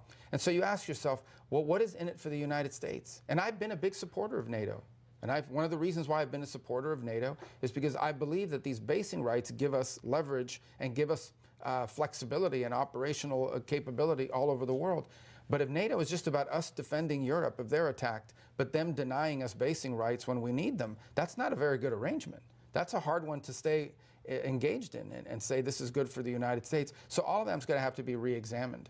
All of it's going to have to be re-examined. I've recently spent some time in Europe, and basically what they say is that it's the US which is sending confusing messages to us. It's the US which is planning to disengage from Europe. It's the US which doesn't seem to be really willing to team up with NATO when it comes to moving forward in Europe. And this explains the reason why we have been very cautious dealing with the Americans when it comes to the Strait of Hormuz in particular. Well, if that's what someone in Europe told you, that person's very disingenuous, because the United States has tens of thousands of troops stationed throughout that region, billions of dollars of weaponry staged throughout Europe. All of it there to defend Europe, not to defend America, to defend Europe from attack, okay, all over. The United States is without the United States, there is no NATO. I mean, everyone recognizes that, including NATO. If we decided tomorrow that we were going to remove our troops from Europe, that would be the end of NATO. So they know that. And that commitment, we haven't moved troops out of NATO. So anyone who said that's not being honest or is not, I think they're playing games. At the end of the day, it's very simple. NATO is an alliance, and an alliance means it has to be mutually beneficial. It cannot be a one-way street. Let's hope we can fix it. We'll have time to address it after. Right now, we're focused on this operation. Let's move on to something else. I would like to talk to you about Venezuela after the capture of President Nicolas Maduro. Could you tell us more about your plans for Venezuela in the future? I think it's moving along very well. We said it from the very first day after that operation happened. I said our hope is, number one, to stabilize the country. We didn't want to see civil war. We didn't want to see systemic collapse. We didn't want to see a mass migration event. You've seen none of these things. What you've seen is that for the first time in decades, Venezuela is now selling their oil in the global market at full market price, and the money is coming back to Venezuela and being spent for the benefit of the Venezuelan people. It's being spent to buy medical goods and equipment. It's being spent to cover the salaries of teachers and police officers and civil servants and people that, sanitation workers and things of this nature. So it's a very important part. The second phase, after the stabilization occurs, or concurrent with the stabilization, is a period of recovery in which you try to recover the elements of the country that allow it to prosper and grow. And that is attracting businesses back, creating the kind of stability that brings businesses back. We're seeing that begin to happen. But you're also seeing civil life come back to life. Independent media is now allowed to operate. Political prisoners have been released. Political parties are forming again. People are speaking and participating in public life. And finally, you want to see a full transition, because in order for Venezuela to fulfill its economic potential, it has to have a stable democratic government that people are willing to invest in that economy because they know that they're protected by laws and courts and legitimacy. So we are well on our way to achieving this. A lot of credit goes to the interim authorities who have assumed this responsibility. We've reopened our embassy. We enter in dialogue with them every single day. We feel very positive about it. Many assume Washington will focus on Cuba next once the war is over in the Middle East. What kind of decisions or policy would you would like to see in place for potential regime change? Yeah, look, we don't need anything from Cuba, to be honest with you. I mean, Cuba needs from us. We don't need from Cuba. What I mean by Cuba, I mean it's their regime. The problem Cuba has, it's a very fundamental problem, and they need to understand it, and we've tried to explain it to anyone who will listen. Their system doesn't work. Their system of economics, I can't even describe it, but it's completely dysfunctional. It's just not a real system. And you can't change it unless you change the government. As an example, a week ago they said, well, Cuban Americans can now invest on the island. Invest in what? Invest in a country that has arbitrary laws, no established system of courts and justice. Who's going to invest in something like that? You also can't have economic prosperity without some significant level of political freedom. If I'm going to participate in the economic life of a country and I don't like the regulations or the rules that government is putting in place that are hampering me, I have to have the ability to complain about that. And in that country, you can't complain about that or you'll be put in jail. So I think Cuba needs to make, and if Cuba really wants to emerge from the hole they've put themselves in, meaning the regime has put them in, they really need to undertake very serious reforms of both their government and of their economy. And if they're willing to do so, we're going to help them. We've done nothing punitive against the Cuban regime. They claim we have, but we haven't. The only thing that's changed for the Cuban regime is they're not getting free Venezuelan oil anymore. They're not getting subsidies anymore. That's the only thing that's changed. These blackouts that are occurring, that I see people reporting, have nothing to do with us. They were having blackouts last year. They're having blackouts because they have equipment from the 1950s in their grid that they've never maintained and never upgraded because they're incompetent. That's why they're having blackouts. So, Adil, my last question, if you don't mind. Do you have any sense of clarity about when the war is going to be over in the Middle East? The operation in Iran, as soon as we achieve our objectives, as I've outlined them repeatedly, and that is we've destroyed their Navy, we've destroyed their Air Force, we are well on our way to destroying the majority of their arms factories, and we're well on our way to significantly degrading their missile launchers. When those objectives are achieved, we will have achieved the purpose of this operation, and that's something that's not going to take months. That's a matter of weeks. I'm not going to tell you exactly how many weeks, but a matter of weeks, not months.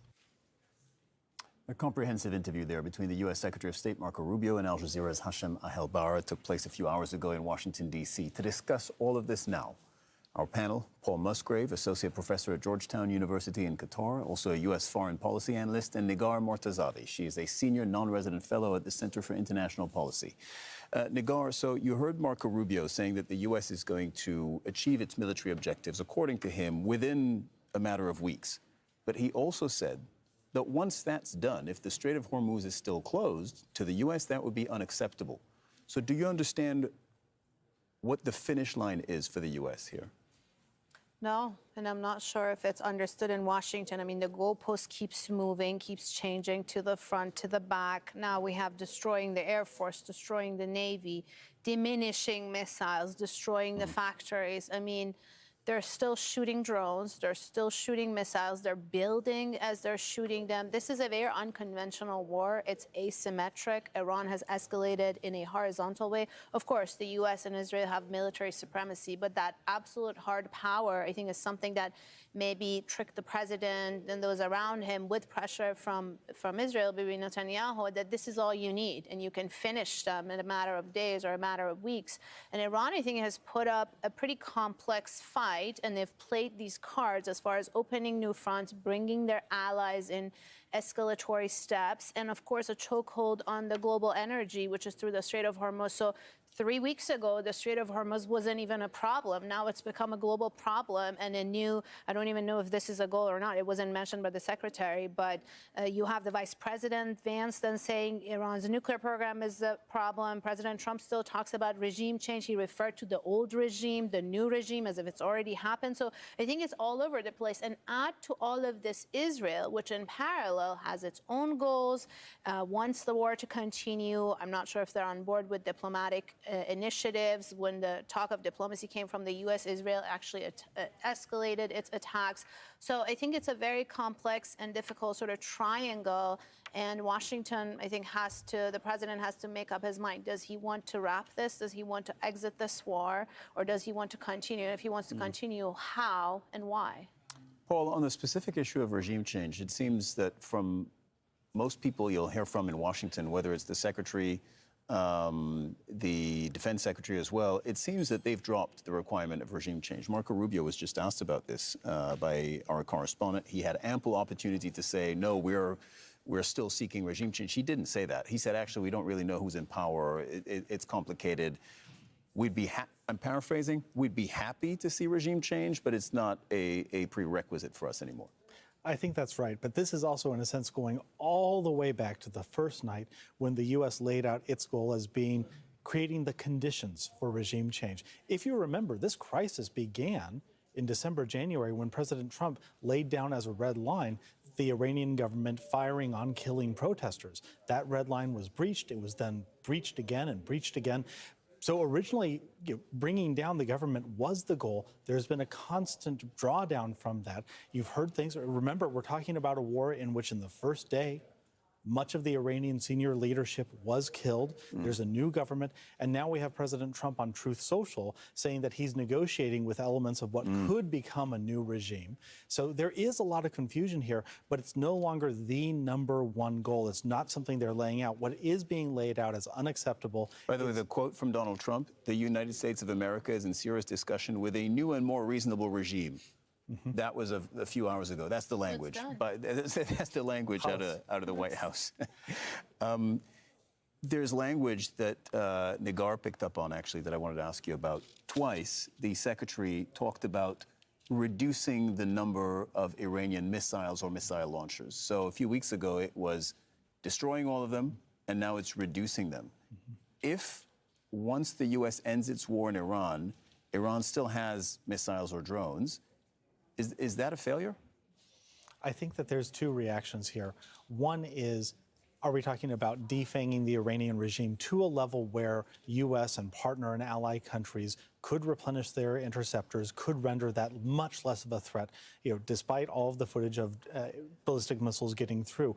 The interceptions have been generally very successful, right? We're sitting in a country in which the interceptions have worked, have kept us almost entirely safe. So there would be a level at which that threat is minimized.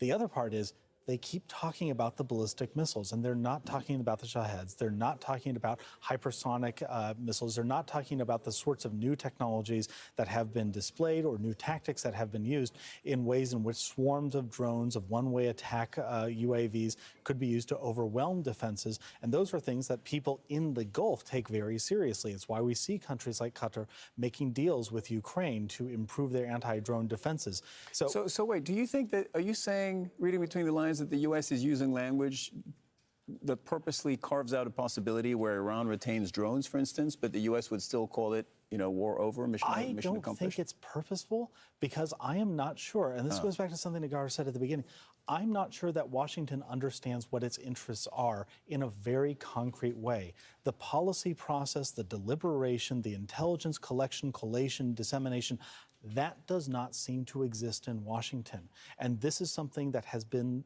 gravity in terms of U.S. foreign policy and the international system. The idea that the U.S. government, whatever you think of its actions, has in fact been relatively thoughtful about most of its decisions. And now instead we have something that does not look like that. So these talking points have been repeated since the start of the war, even as the war itself has changed. And I think that this is something that shows that it's not a deliberate choice to carve out something about drones. Certainly everybody knows drones, but instead they're going back to the same 4 or 5 discussions that have always been raised. Nagar, are we, from that interview, did you get the sense that we were actually closer to real meaningful diplomacy? Because they keep saying, yes, there's communication. They seem to be suggesting there has been a minute amount of direct communication, right? Those are the words of Marco Rubio. Most of it has been indirect. Do you get the sense from what you heard that there is a conversation, even if it's indirect, a real conversation? Well, the Iranians say it's not direct. That's also another mismatch. I think there is interest. I read it as interest, that the president maybe doesn't really want to escalate to the next level, but he also wants sort of that absolute win or victory and the absolute surrender or capitulation from the other side, which he's not going to get from the Iranians. So this mismatch in their style of negotiation, I think actually is a very key component reason why we're here. From the beginning, when the president came first term, he unraveled the JCPOA and he said, come negotiate a new deal with me. The Iranians said no. And I think that's where they started going downhill, the assassination of Soleimani, and then last year, the negotiations again indirect. I mean, the Iranian reasoning is, we negotiated a deal with the United States of America. You came and reneged on it. That's not our problem. That's your domestic problem. So we're not going to go and sit down and negotiate a deal again and again. I think that's the style from Tehran that the president doesn't understand, and that's why we're here in this war. So if he wants to continue wanting that kind of diplomacy and negotiation, his own style with Tehran, I don't think it's going to work. The role of mediators is very, very important. These 4 countries, the Quartet, Saudi, Turkey, Egypt, and Pakistan, they all have, the leaders have good relationships with the president. They have relations with Iran. They're stakeholders. They have interests in the ending of this conflict. And now potentially, if you have a superpower like China entering, because you're going to need guarantees when there's no trust. So I would say, just to conclude, Tehran and Washington, I think, want to end the war, but on their own terms. And there's a wide gap. And we keep coming back to that, because it's not just a wide gap. It's they're completely opposite terms. For instance, the Strait of Hormuz, the U.S. says it's unacceptable for Iran to control it. Iran says, well, we need our sovereignty, newfound sovereignty, which didn't exist prior to the war. Our sovereignty to be recognized over the Strait of Hormuz. And if you go down the list, so the U.S. has 15 points, Iran has 5, but you go down both lists, and it is the exact opposite of what the other side is willing to concede.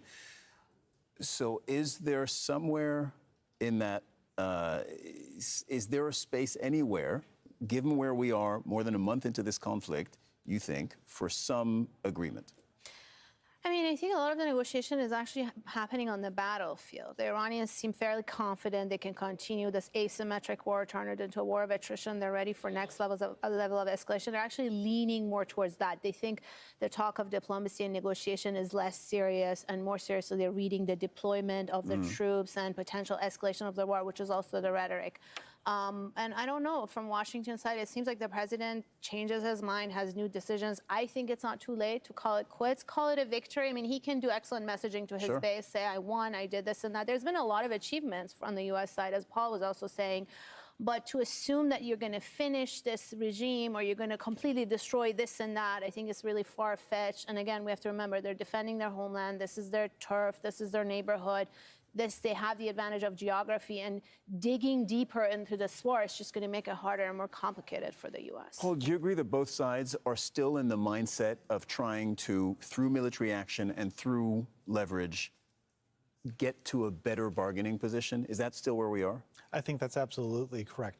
War is negotiation by other means. This is coercive diplomacy. It has been coercive diplomacy since last summer. One thing that I would slightly disagree with is there were talks about coming to a successor to the JCPOA in January and February. A big question that I think we would have for Secretary Rubio is simply, what are you talking about achieving now that could not have been achieved 5 weeks ago? And instead, now the United States is in a worse position because right now the status quo is that Iran has demonstrated it has the ability to dominate.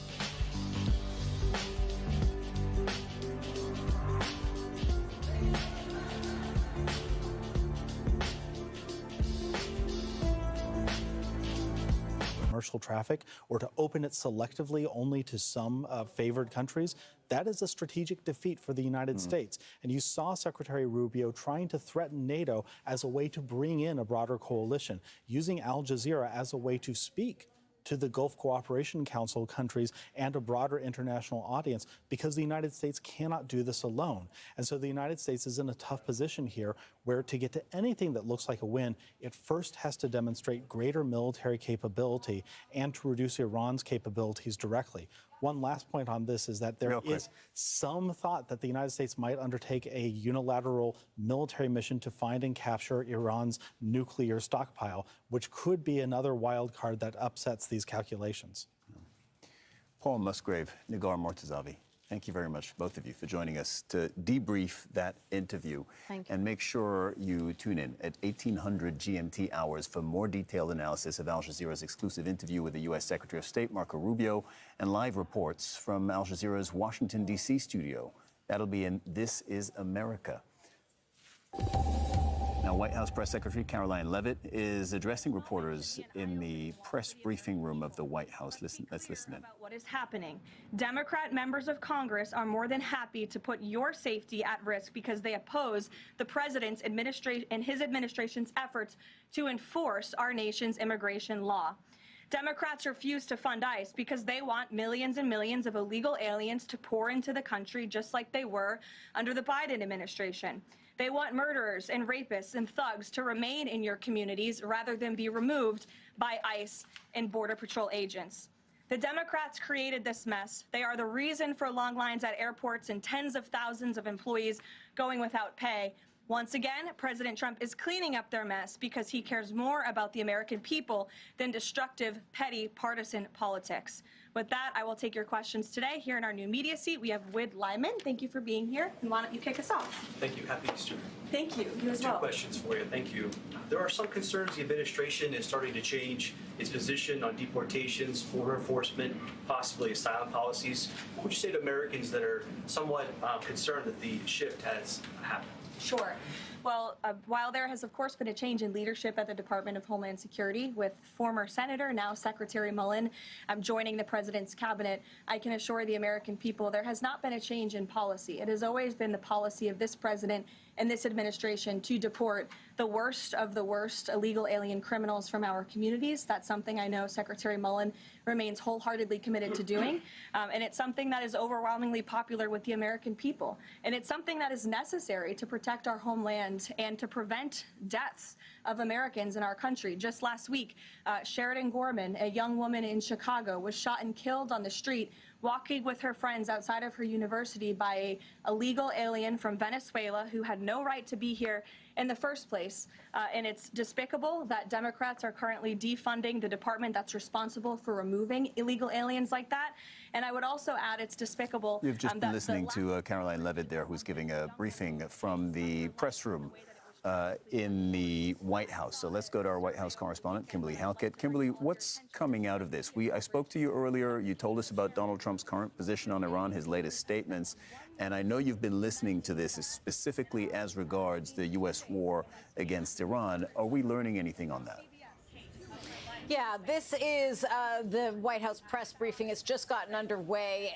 And what I can tell you is that off the top, Caroline Levitt did give the administration's position on how the war is going so far against Iran. What she said is that it's the Trump administration's belief it's moving ahead successfully. She outlined that there have been 11,000 targets that have been struck so far, and that it is the belief of the U.S. military that Iran's capabilities in terms of defensive capabilities as well as offensive capabilities have been crippled. What we also know, she says that the Iranians' ability to conduct drone and ballistic missile attacks has been cut by 90%, according to the United States. And she says 150 of their vessels in the Navy have also been destroyed. So the United States right now basically saying that they believe there is a military advantage. They believe they control the skies.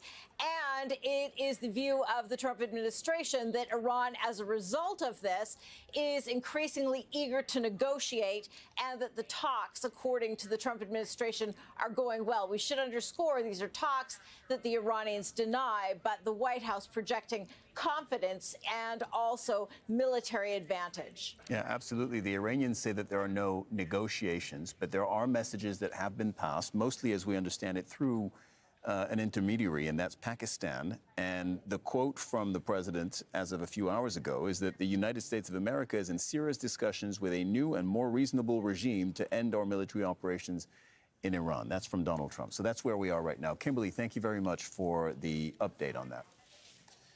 Now, the Emir of Qatar, Sheikh Tamim bin Hamad Al Thani, and Jordan's King Abdullah were in Saudi Arabia, and they were holding talks with Saudi's Crown Prince, Mohammed bin Salman. That was in Jeddah. This comes as diplomatic efforts are ramping up to end the war in Iran.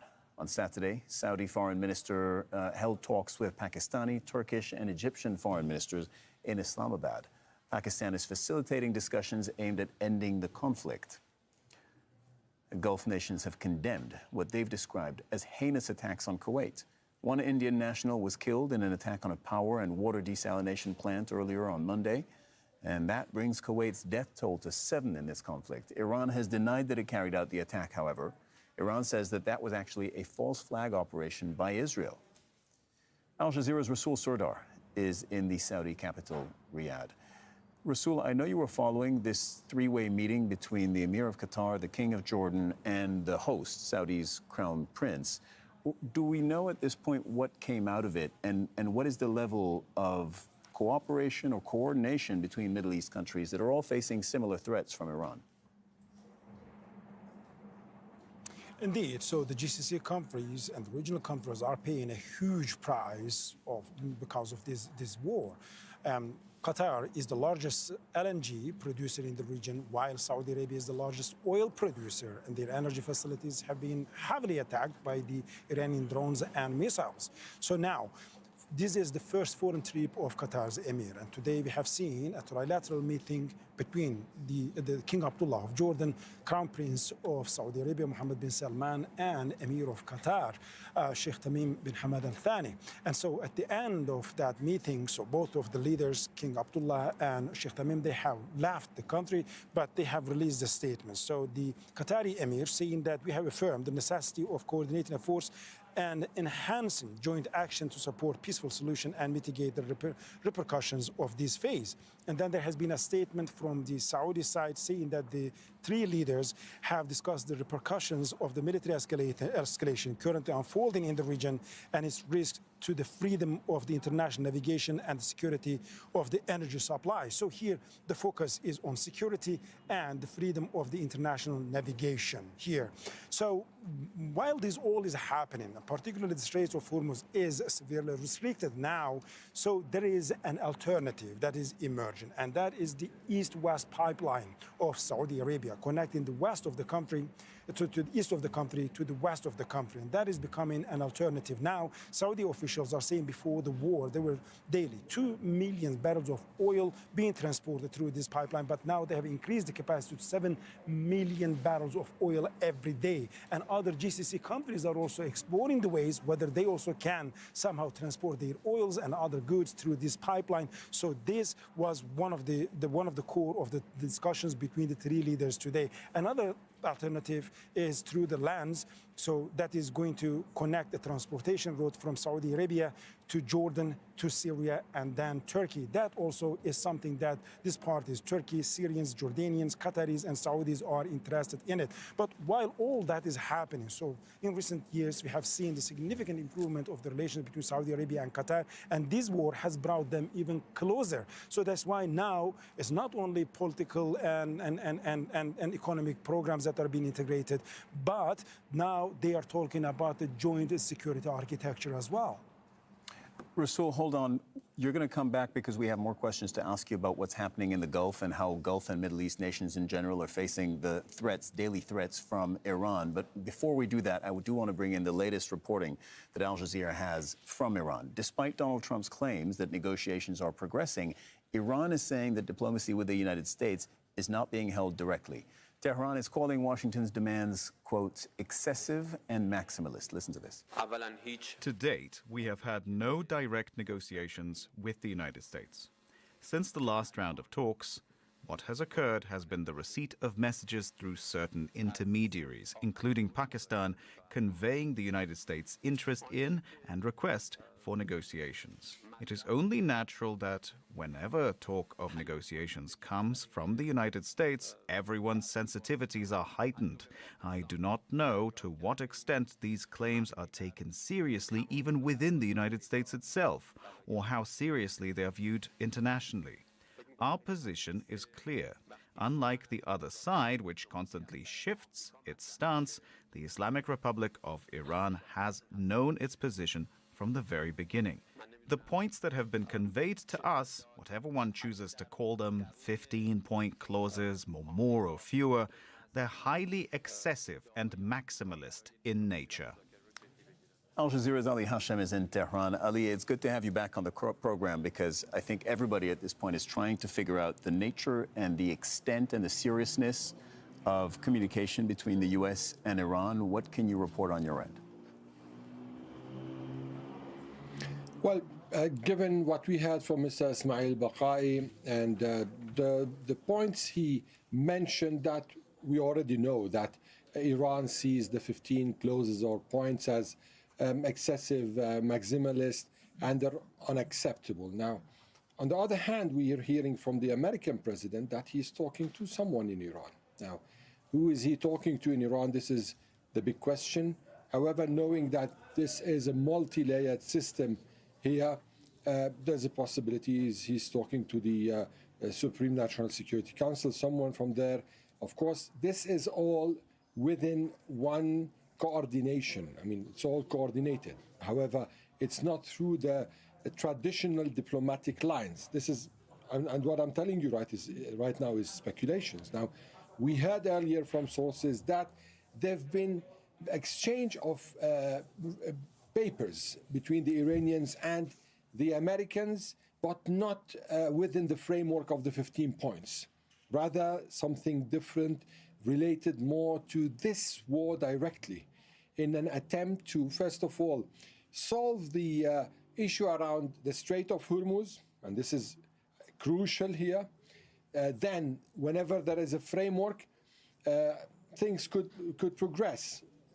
The other line is managing the conflict, whereas this conflict could have a certain ceiling and won't go above this ceiling, so that step by step there could be a possibility to have a safe landing. Ali Hashem reporting from the Iranian capital. Thank you very much, Ali. So let's bring Rasul Sordar back in. Rasul is reporting from Riyadh, the capital of Saudi Arabia, looking at what's happening across the Gulf and even a little bit beyond in the Middle East. So, Rasul, we just were discussing with Ali the nature of the communications that currently exist between the U.S. and Iran. But while that is ongoing, that process is happening, of course, the fighting hasn't stopped. And so the latest we're learning is that NATO has intercepted an Iranian missile that was fired at Turkey, headed toward Turkey. What can you tell us about that?